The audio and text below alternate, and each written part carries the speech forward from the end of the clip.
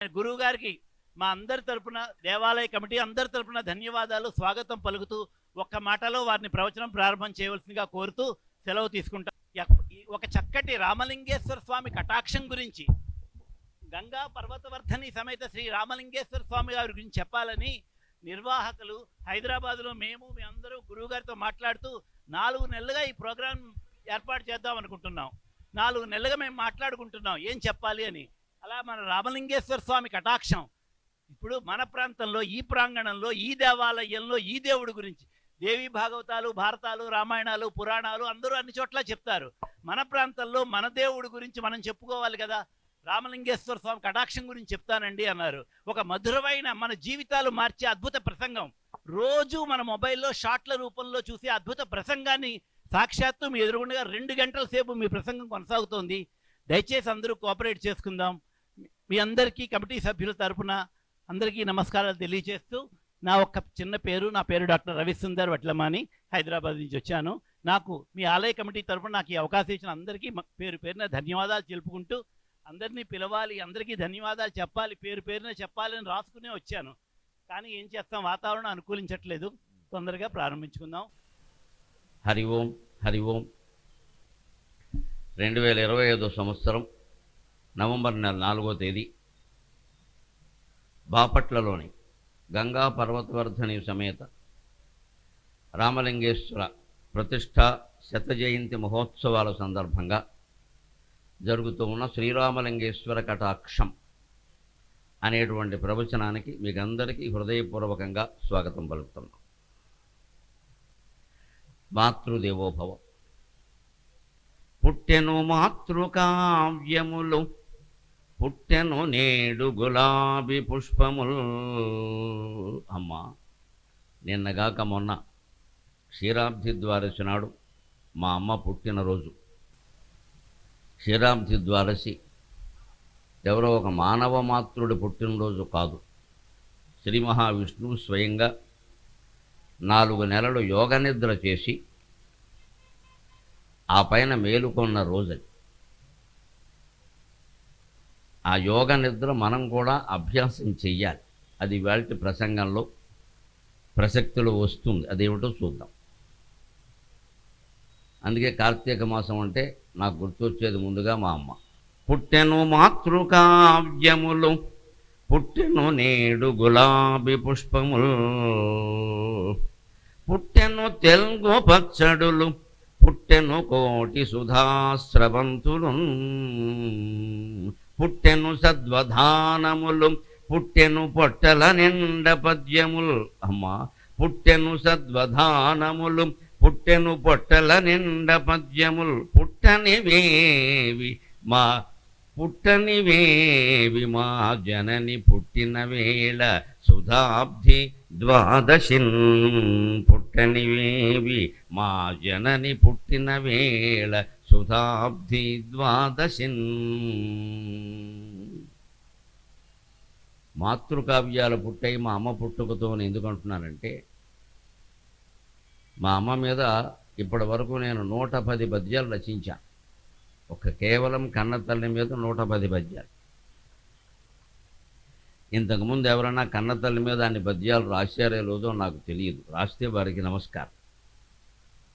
అందుకని తల్లి పేరు మీద ఒక శతాధికమైన పద్యాలు కలిగిన కావ్యమే పుట్టిందమ్మా నువ్వు పుట్టడం వల్ల. గులాబీ పుష్పాలు పుట్టాయి, సౌందర్యం అంతా పుట్టింది, తెలుగు పచ్చడులు పుట్టాయి. నాకు పచ్చళ్ళు అంటే బాగా ఇష్టం కాబట్టి పాపం 90 ఏళ్ల వయసు కూడా రోడ్డు దగ్గర కూర్చుని ఏదో రోడ్డు పచ్చడి చేద్దామని ప్రయత్నం చేసి, అందుకని పచ్చళ్ళు పుట్టాయి. కోటి సుధా స్రవంతులు పుట్టాయి, అమృత ప్రవాహాలు పుట్టాయి మాతృప్రేమ అనే పేరు మీద. అవధానాలు పుట్టాయి, 325 అష్టావధానాలు, 10 శతావధానాలు, 1000 మంది పండిత పృచ్ఛకులతో ఒక సహస్రావధానము చేయగలిగామంటే తల్లి దయ, తండ్రి దయ, సరస్వతీ మాత కటాక్షం. పొట్టల నిండా పద్యాలు పుట్టాయి. ఇవాళకి మీతో మాట్లాడే సమయానికి 11,231 పద్యాలు రచించాను. 11,231. అస్తమాను పద్యాలే రచిస్తూ ఉంటే వీడి పద్యాలే తింటాడు అనేది ఆవిడ. వీడికి పద్యాలే ఆహారం. అందుకని అవధానాలు నీ వల్ల పుట్టాయి, పుట్టనిండా పద్యాలు నీ వల్ల పుట్టాయమ్మా. ఎందుకు పుట్టవు? మనకి భక్తి ఉంటే అన్నీ పుడతాయి. భక్తి అంటే మనం దయచేసి గ్రహిద్దాం, దేవుడు గుడి చుట్టూ తిరగడం భక్తి కాదండి. దేవుడు మన ఆహ్వానించుకుని మన జీవితాన్ని దైవమయంగా చేసుకోవడం భక్తి. మన జీవితం చూస్తే, మన మాట తప్పకుండా ఉండడం చూస్తే, మన క్రమశిక్షణ చూస్తే, మన పరిశుభ్రత చూస్తే ఎవరైనా వీడు దేవుడు రానుకోవాలి, అది భక్తి. అంతేగాని గుళ్ళోకి ఎన్నిసార్లు వెళ్ళాం, ప్రదక్షిణాలు ఎన్ని చేసాం, ఎన్ని మెట్లు ఎక్కాం, మెట్టు మెట్టుకి బొట్టెట్టామా, దీన్ని చేదస్తాం అంటారు, భక్తి అంటారు దాన్ని. దానివల్ల పోటీలు పెరుగుతాయి, ఈర్ష్యాసూయలు పెరుగుతాయి, గొడవలు పెరుగుతాయి, తొక్కిసలాట్లు కూడా పెరుగుతాయి. చివరకు మనం భక్తి వ్యవస్థను తీసుకెళ్ళి మన వాళ్ళని మనమే చంపుకునే స్థితిలోకి తీసుకెడుతున్నాం తొక్కిసలాట్ల పేరు మీద. ఆ అజ్ఞానం నుంచి బయటపడేసి జ్ఞానవంతులను చేయడం కోసమే, చైతన్యవంతులను చేయడం కోసమే సరస్వతీ మాత నాకు ఈ వాక్ ఇచ్చింది. అందుకే నేను 30 ఏళ్ళుగా ఇలాగే మాట్లాడుతున్నాను. నేను ఎప్పుడూ నా పోరాటం అజ్ఞానం మీదే. ఎంత పెద్ద గుడైనా, ఎంత కాశీక్షేత్రమైనా, ఎంత తిరుపతి అయినా, ఏదైనా దేవుడికి ప్రతీక అంతే, అది సింబల్ అంతే. ఆ ప్రతీకను మనం అర్థం చేసుకుని మనలో కూడా అదే దేవుడు ఉన్నాడని గమనించాలి. అది అర్థం అవడం కోసమే పురాణాలు, ప్రవచనాలు. అందుకని నిజంగా మనకి హృదయం ఉంటే క్షీరాబ్ది ద్వాదశి ఎవరో ఒక వ్యక్తి పుట్టడం కాదు, కోటి అమృత ప్రవాహాలు పుడతాయి, అవధానాలు పుడతాయి, పద్యాలు పడతాయి. పుట్టనివేవి ఏవి పుట్టవు, అన్నీ పుడతాయి. పుట్టనివేవి మా జనని పుట్టిన వేళ సుధాబ్ది ద్వాదశిన్. ఇప్పుడు మీ క్షేత్రంలోనే వెలిసినటువంటి పర్వతవర్ధని సమేత రామలింగేశ్వర స్వామికి అభిషేకం చేయడంలో ఆంతర్యమేమిటో, పంచామృతాభిషేకాలు చేయడంలో ఆంతర్యమేమిటో, దాన్ని మన జీవితానికి ఎలా అన్వయించుకుని మనం ఆచరణ చేయాలో నేను ఆశువుగానే ఒక పద్యం ద్వారా, శేషపద్యం ద్వారా చెప్పేటువంటి ప్రయత్నం చేస్తాను. ఇది మీ గుడి కోసం, మీ దేవుడి కోసం, మీ కోసం అల్లుతున్నటువంటి పద్యం ఇది. పాలు పోసిన వారి పాపాలు నశించు, పెరుగు పోసిన వారు పెరుగుచుంద్రు, నేగి పోసిన వారినే ఈశుడోమును, తినబోసిన వారు తీపి గురుతు, గంగాభిషేకాల పొంగిపోవును స్వామి, బాపట్లకి ఇతడే భాగ్యరేఖ. పాలు పోసిన వారి పాపాలు నశించు, పెరుగు పోసిన వారు పెరుగుచుంద్రు, నేగి పోసిన వారినే ఈశుడోమును, తినబోసిన వారు తీపి గురుతు, గంగాభిషేకాల పొంగిపోవును స్వామి, బాపట్లకి ఇతడే భాగ్యరేఖ. పంచామృతంబుల పరవశించడు స్వామి, అసలు మర్మంబేమో అరయవలయు. పంచామృతంబుల పరవశించడు స్వామి, అసలు మర్మంబేమో అరయవలయు. బాల్య యవ్వనముల ప్రౌఢ వయస్సునందు, ముసలితనము మనల ముసురువేళ. బాల్య యవ్వనముల ప్రౌఢ వయస్సునందు, ముసలితనము మనల ముసురువేళ. వదలకుండ బ్రోచు పర్వతవర్ధని సహిత రామలింగ సాధుమూర్తి.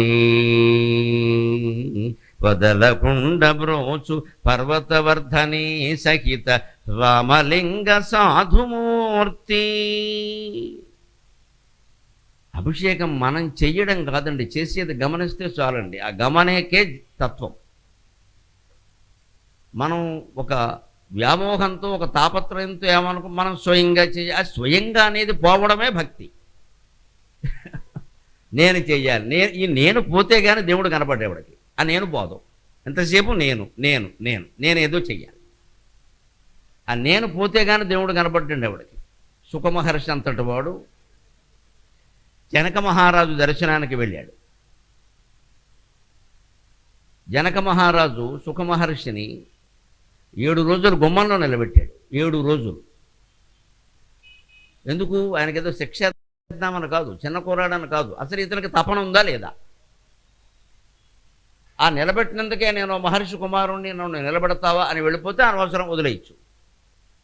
ఆయన అలాగే నిలబడ్డాడు, గుమ్మలోనే నిలబడ్డాడు. ఎందుకు నిలబెట్టాడంటే ఈయన వచ్చాడు, రాగానే అక్కడ ద్వారపాలకుడు ఉంటాడు కదా, లోపలికి వెళ్ళి మహారాజుకి చెప్పాలి కదా. ఏం చెప్పమంటారండి అని అడిగాడు. ఈయన అనుకున్నాడు, పాపం నేనెవరో తెలుసు కదా, వ్యాస మహర్షి కుమారుణ్ణి తెలియకుండా ఉంటారా, ఐఎమ్ వెరీ ఫేమస్, ఎందుకు నేను వచ్చానని చెప్పబోయా అన్నాడు. ఆ ద్వారపాలకుడు కూడా గొప్ప జ్ఞాని, జనక మహారాజు దగ్గర ఉన్నాడు కదా, ఉద్యోగం చేసి చేసి చేసి ఆ బాధ్యత బాగా చేయడం వల్ల ఆయనకి జ్ఞానం వచ్చింది. జ్ఞానం రావాలంటే గుళ్ళ చుట్టూ తిరగక్కర్లేదు, గోపురాల చుట్టూ తిరగక్కర్లేదు, మన పని మనం సక్రమంగా చేస్తే చాలా జ్ఞానం వస్తుంది. అది ఒకటి మానేసి తిరుగుతూ ఉంటాం. మనం యాత్రలు ఎందుకు చేస్తామంటే ఇంట్లో ముసలాళ్ళకి సేవలన్నీ ఎగ్గొట్టాడు ఆయనకి. ఇంట్లో ముసలాళ్ళని వదిలేసి వాళ్ళకి సేవలన్నీ ఎగ్గొట్టడం కోసం మనం యాత్రలు చేస్తాం. ఇది ఎగ్గొట్టేయచ్చు. ఆ యాత్రలన్నీ మానేసి ఇంట్లో అత్తమామలకి తల్లిదండ్రులకి సేవ చేసేవారు పార్వతీ పరమేశ్వరులతో సమానం, వారికి నమస్కారం చేస్తున్నాను. నేను యాత్రలు చేయమని సంస్కృతి చెప్పాలా, ఇంట్లో వాళ్ళకి సేవ చేయమని చెప్పేది. యాత్రలు చేస్తే మనకేదో ఆనందం అది కలుగుతుంది, ఫోటోలు తీసుకొచ్చి ప్రచారం తీసుకొచ్చి ఇంట్లో సేవ చేస్తే ఎవరు ఫోటో ఎవరు వేస్తారు, వేరు కదా. మనకు కావాల్సింది ప్రచారం అండి, వాస్తవం కాదు. జీవితాలన్నీ ఇక్కడే దగ్ధమైపోతున్నాయి. ఆయన కూడా నేను వచ్చానని చెప్పమన్నట్ట. ఈయన అంతకంటే వెళ్ళి ఈయన ఉద్యోగ ధర్మం చేశాడు కదా బాగా, అందుకే ఆయనకి జ్ఞానం వచ్చి ఈయనెవరు నేను వచ్చానంటే మా అందేం పోయిందని వెళ్ళి నేను వచ్చానని చెప్పమన్నాడండి అన్నట్టు. ఆయన ఏమన్నాడో తెలుసా, నేను పోయాక రమ్మన్నాడు. అది లేక ఇప్పుడు వినేవాడికి ఏమర్థమైంది, ఈయనేమో నేను వచ్చానని చెప్పమంటాడు, ఆయనేమో నేను పోయాక రమ్మంటాడు. ఆయన పోయిన తర్వాత ఈయన ఎందుకు రావడం, ఎవరిని చూడడానికి అని ఆ మాట పట్టుకెళ్ళి, ఏమండి నేను వచ్చానని చెప్పమన్నారు మీరు, అదే చెప్పాను, ఆయనేమో నేను పోయాక రమ్మన్నాడంటే అర్థమైందా అని ఆయన దర్శనం ఇచ్చే వరకు నేను ఇక్కడే ఉంటాను, కదలను అని అక్కడే ఉంటుంది. ఆ నేను పోవడమే సమస్య. నేను పోయాక రమ్మంటే అర్థం జనక మహారాజు పోయాక అని కాదు, ఆయన నేను వచ్చానని అంటున్నాడే, ఆ నేను అనేది మర్చిపోయాక రమ్మను అని చెప్పాడు. నేను పోవడం అంటే అర్థం ఆ నేను కొటేషన్లో పెట్టుకోవాలి. నేను అంటే మై సెల్ఫ్ అని అర్థం కాదు. ఎవరైనా నువ్వు నేను అనుకుంటున్నావో ఆ నేను మర్చిపో.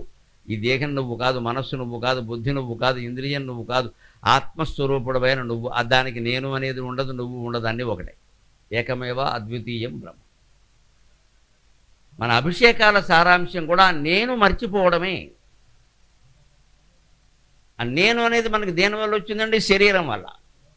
శరీరం వల్ల వచ్చింది. ఈ శరీరం మనం పుట్టిన తర్వాత ఏర్పడిన తర్వాత తల్లి తండ్రి బంధం అనేది ఒకటి ఏర్పడింది, అంతే కదా. ఓ 25 ఏళ్ళు వాళ్ళ దగ్గర పెరిగాం బ్రహ్మచర్యం రూపంలో. తర్వాత పెళ్లి చేసుకున్నాం, అప్పుడు ఇంకో బంధం ఏర్పడింది, భార్య అని భర్త అని. తర్వాత పిల్లలు పుట్టారు, వాళ్ళతో ఇంకో బంధం ఏర్పడింది, ఇంకాస్త పెంచుకున్నాం, మంచో చెడ్డో ఏదైనా సరే బాగా పెంచుకున్నాం. అది తేనె కావచ్చు, బంక కావచ్చు, ఏదో పెంచుకున్నాం. ఇంకా బంధువులు మిత్రులు అందరూ ఏర్పడ్డారు, సమాజంలో రకరకాల కార్యక్రమాలు, స్నేహితులు అన్నీ, అదొక రకంగా పెంచుకున్నాం. ఇవన్నీ పెరిగిపోయాక చివరికి తలనొప్పి అయిపోయి ఎలా వదిలించుకోవాలని చూస్తాం. అదే పంచామృతాభిషేక రహస్యం. అందుకే మీరు అభిషేకాలు చేస్తుంటే గమనించండి, ముందు నీటితోనే అభిషేకం చేస్తారు. ముందే పాలు పోయారు, ఎక్కడ నీళ్లు పోస్తారు, తర్వాత పాలు పోస్తారు, మళ్ళీ నీళ్లు పోస్తారు. పాలు పోసాక మళ్ళీ నీళ్లు పోస్తారు, కడగాలిగా మరి. మళ్ళీ పెరుగు పోస్తారు, మళ్ళీ నీళ్లు పోస్తారు, మళ్ళీ తేనె పోస్తారు, మళ్ళీ నీళ్లు పోస్తారు, మళ్ళీ నెయ్యి పోస్తారు, మళ్ళీ నీళ్లు పోస్తారు, చివరిలో మళ్ళీ నీళ్లు పోస్తారు, అయిపోయిందంటారు. ఇది భౌతిక ప్రక్రియ. దీని నుంచి మనం గ్రహించవలసింది ఏమిటయ్యా, మామూలుగా అయితే పాలు పోసిన వారి పాపాలు నశించు, పాలు పోస్తే పాపాలు పోతాయి, పెరుగు పోస్తే పెరుగుతారు, పెరుగు కదా అందుకని పెరుగుతారు, నెయ్యి పోస్తే వారినే ఈశుడు ఓమును ఆయన కాపాడుతాడు, తేనె పోస్తే తీపి గుర్తు, తేనె తీపి కదా అందుకని మనం మంచినీళ్ళు ఇచ్చిన వాళ్ళకంటే తేనె పానకం ఇచ్చిన వాళ్ళు ఎక్కువ గుర్తుపడే వాళ్ళు ఇంటికి వెళ్తే తేనె పానకం ఇచ్చారంట, మంచినీళ్ళు ఇస్తే మంచినీళ్ళు ఇచ్చారంట. మనం ఎలా ఉంటామో దేవుడు కూడా అలాగే ఉంటాడని అనుకుంటాం, మన అజ్ఞానం అది. మనలా ఉండడు దేవుడు, మనం జీవుడు, ఆయన దేవుడు, చాలా తేడా ఉంది. కానీ మనం ఏమనుకుంటామంటే మనం ఎలా ఉంటామో దేవుడు అలాగే ఉంటాడు. వివేకానంద స్వామి చెబుతాడు, ఒక కుక్కకి దేవుడు ఉన్నాడనే నమ్మకం కలిగితే ఆ దేవుడిని కుక్క రూపంలోనే చూస్తుంది, ఇంకో రూపంలో చూడదన్నారు. మన దేవుళ్ళను మనం మానవ రూపాల్లో చూడడానికి కారణం ఏమిటంటే మనం మానవ రూపంలో ఉండడం, అది సమస్య. అంటే ఇది మానవ రూపం ఏమిటో ముందు తెలుసుకుంటే తప్ప దేవుడు అర్థం కాడు. మనకు మనమే అర్థం కాదు, ఆయన ఎక్కడ అర్థం అవుతాడు? అందుకని ఒక గుర్రానికి దేవుడు ఉన్నాడు అనే నమ్మకం కలిగితే అది దేవుణ్ణి గుర్రం రూపంలోనే ఊహిస్తుంది, అంతకంటే ఊహించడం దానికి తెలియదు. ఎందుకంటే దాని శరీరానికి అది బద్ధమై ఉంది, మన శరీరానికి మనం బద్ధమై ఉన్నట్టే. అందుకే ఇక్కడ అభిషేకంలో గమనించండి, మనం ఏదో తేనె తీపి గుర్తు, అలాగే గంగాభిషేకాల పొంగిపోవున స్వామి, ఇంకా మీ దగ్గర ఉన్నాయన గంగా పర్వతవర్ధని సమేతం కదా, గంగ అంటే మంచినీరు కదా, నీళ్లు పోసిన కొద్దీ ఇంకాస్త పొంగుతాడు, బాగుంది.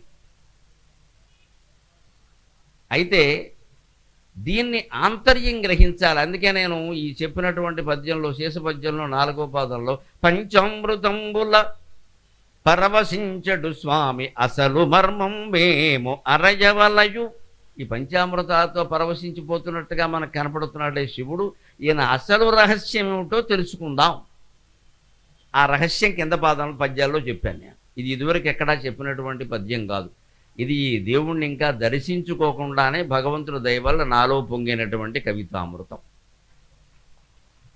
అంటే దర్శనం వల్ల ఏదో జరిగిపోతుంది అనుకోకండి, అంతర్దర్శనం చెయ్యాలి. దేవుణ్ణి చూడవలసింది గుండెల్లో, గుడిలో కాదు.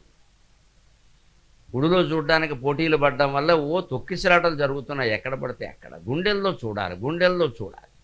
మనం గుండెల నిండా కాంక్షలు, ఆశలు, దౌర్బల్యాలు, బలహీనతలు, పంతాలు, పట్టింపులు, కక్షలు, కార్పణ్యాలు, ఈ చెత్త అంతా గుండెల్లో పెట్టుకుంటాం. దేవుడి దగ్గరికి వెళ్ళి నమస్కారం చేస్తాం, ముందు ఆ చెత్త వదిలించుకురారా అంటాడు ఆయన. ఈ చెత్త వదిలించుకో, మనకి ఇష్టం లేదు ఇది. మీకు ఎప్పుడైనా లక్షపత్రి పూజ జరిగినప్పుడు, లేదా శివుడు పూజ కొంచెం ఎక్కువ ఆకులు పువ్వులు ఎక్కువ వేసిన రోజున మీరు మర్నాడు వెళ్ళండి, లేదా సాయంత్రం వెళ్ళండి. పోనీ ఆ చేసిన పూజా ద్రవ్యాలు తీయకపోతే శివుడు కనపడ్డ కదా, శివలింగం ఎలా కనపడుతుంది? పైన ఆకులు కప్పేశారు కదా, నిర్మాల్యం అంటారు దాన్ని, పవిత్రంగా నిర్మాల్యం. నిర్మాల్యం అంటే ఏమిటి? నిన్నటి పూజా ద్రవ్యాలు, నిన్నటి పూజా ద్రవ్యాలు. నిర్మాల్యం అంటే అర్థం అది. నిన్నటి పూజా ద్రవ్యాలు తొలగిస్తే కానీ శివలింగం మనకు కనపడదు కదా.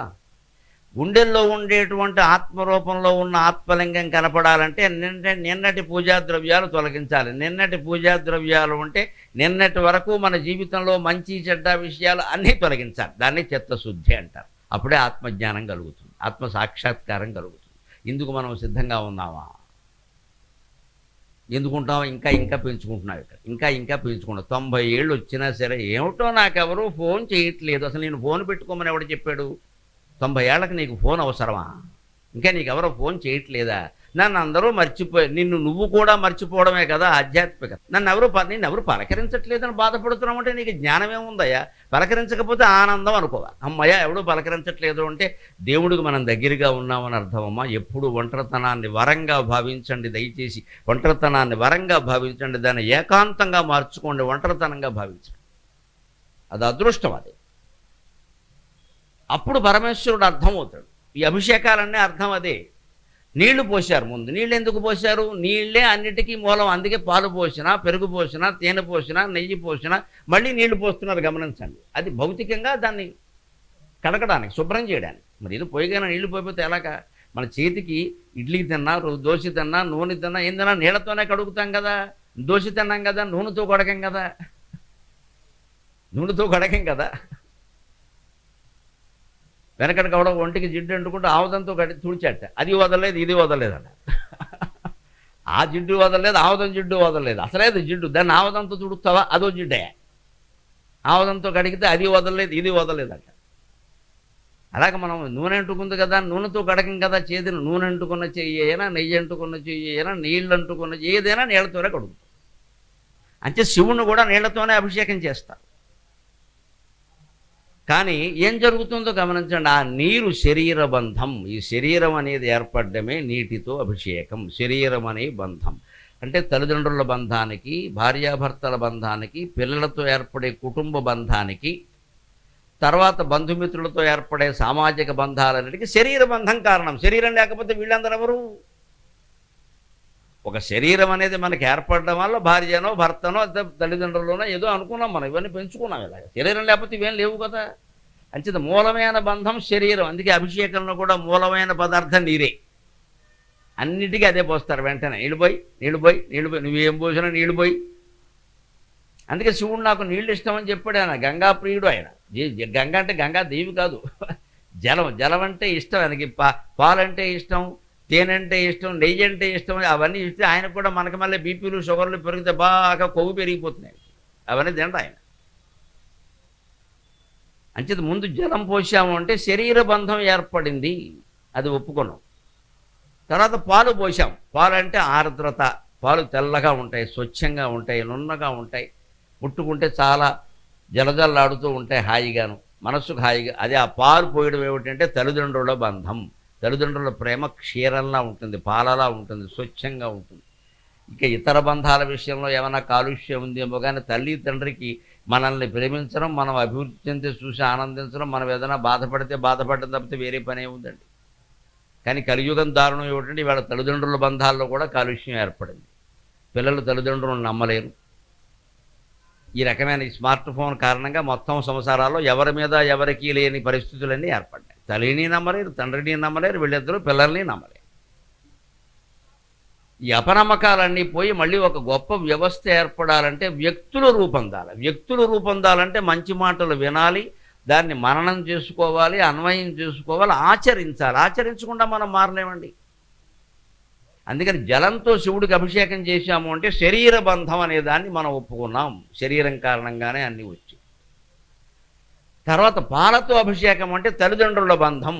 మన శరీరం పుట్టాకే కదా తల్లి ఎవరో తండ్రి ఎవరో మనకి తెలిసింది. పుట్టగానే తల్లి ఎవరో మనకి తెలియదు కదా. ఎవరో పాలిస్తుంటే పుచ్చుకున్నాం, అనుకోకుండానే ఆకలి అయింది, ఆవిడ స్తన్యం నోట్లో పెట్టగానే ఊరికే ఏదో సపరించే ప్రయత్నం చేస్తాడు కదా. ఆ సపరించడంలో భాగంగానే తాగడం ఎలాగో తెలిసిపోయింది. ఎవరు నేర్పారు? పసిబిడ్డకి పాలు తాగడం ఎవరు నేర్పారు? ఏమైనా కోచింగ్ ఇచ్చారా? వచ్చేసింది. దూడ ఎలా పుట్టగానే ఆవు పొదుగు దగ్గరికి వెళ్ళిపోతుంది. దానికి ఎవరు GPS రూట్ మ్యాప్ పెట్టక్కర్లేదు దానికి. పుట్టగానే ఆవు పొదుగు దగ్గరికి వెళ్ళిపోతుంది. అది దానికి తెలుసు, భగవంతుడు ఇచ్చాడు ఆ శక్తి. అలాగా పాలు పోసారు అంటే తల్లిదండ్రుల బంధం. మళ్ళీ గమనించండి, పాలు పోయగానే మళ్ళీ నీళ్లు పోస్తున్నారు అంటే అబ్బాయి తల్లిదండ్రులు కూడా ఒక బంధమే. నువ్వున్నా వాళ్ళు ఉండరు. వాళ్ళు పెద్దయ్యాక వాళ్ళు వెళ్ళిపోతారు కదా, వాళ్ళు వెళ్ళిపోయాక కూడా నువ్వు ఉండాలి, గుర్తుపెట్టుకో. అందుకే నీళ్లతో మళ్ళీ కడిగేస్తారు. నీ శరీరం ఉండబట్టి ఈ బంధం వచ్చింది, నీ శరీరం ఉండబట్టి ఈ బంధం వచ్చింది. ఈ శరీర బంధం ఉన్నంతకాలం ఇవి ఉంటాయి, లేత ఉండవు. ఆ తర్వాత పెరుగు పోస్తారు. పెరుగు అంటే ఇంగ్లీష్లో కరడో, దాని తెలుగులో మాట కూడా ఉంది. కరడు గట్టిపోయిందిరా వాడు హృదయం అంటారు. కరడు గట్టింది అంటే గడ్డ అయిపోయింది. చాకు పెట్టి కొన్ని ఇళ్లలో అద్భుతమైన చేతులు అండి వాళ్ళ తోడు పెడితే నిజంగా పెరుగు ఎలా ఉంటుంది, చాకెట్టు కోయాల్సిందే, తెగదు. ఆ తోడు పెట్టే విధానం. ఒక చుక్క వేస్తారు, మళ్ళీ ఎక్కువ వేయరు. ఇక్కడ ఒక చుక్క, ఆడవాళ్ళు ఒక చుక్క వేస్తే పెరుగు తోడుకుంటుంది, మగవాళ్ళు ఒక చుక్క వేస్తే చాలా తోడుకుంటాయి బయట. వీరి చుక్కకి వారి చుక్కకి తేడా అదే. ఒక చుక్క వేస్తారు ఇలాగ, ఉడికి ఇలాగా ఎక్కువ పడకూడదు, పులిసిపోతుంది. ఇలా చేతి చివరి నీళ్లు ఇలా జల్లినట్టుగా ఒక చుక్క పాలు ఇలా వేస్తారు. గట్టకట్టుకుపోతుందండి పెరుగు. భగవత్ సృష్టికి ఇంతకంటే ఉదాహరణ ఏం కావాలి? అంత పాలు కూడా, కాచిన పాలు మొత్తం గడ్డకట్టుకుపోయి పెరిగైపోయి చాకు పెట్టి కోసినా రాదండి. అదే సరిగ్గా భార్యాభర్తల బంధం కరడగట్టుకుపోయింది, అది తెగడం కష్టం. మళ్ళీ నీళ్లు పోస్తారు. ఎందుకంటే నాయన నీకు ఈ భార్యాభర్తల బంధం కూడా శరీరం కారణంగానే వచ్చింది, లేతే లేదు కదా. ఆ తర్వాత బిడ్డలు పుట్టారు, ఒకరో ఇద్దరో. ఇప్పుడు అది కూడా కష్టంగానే ఉందిలేండి. నమ శివాయ.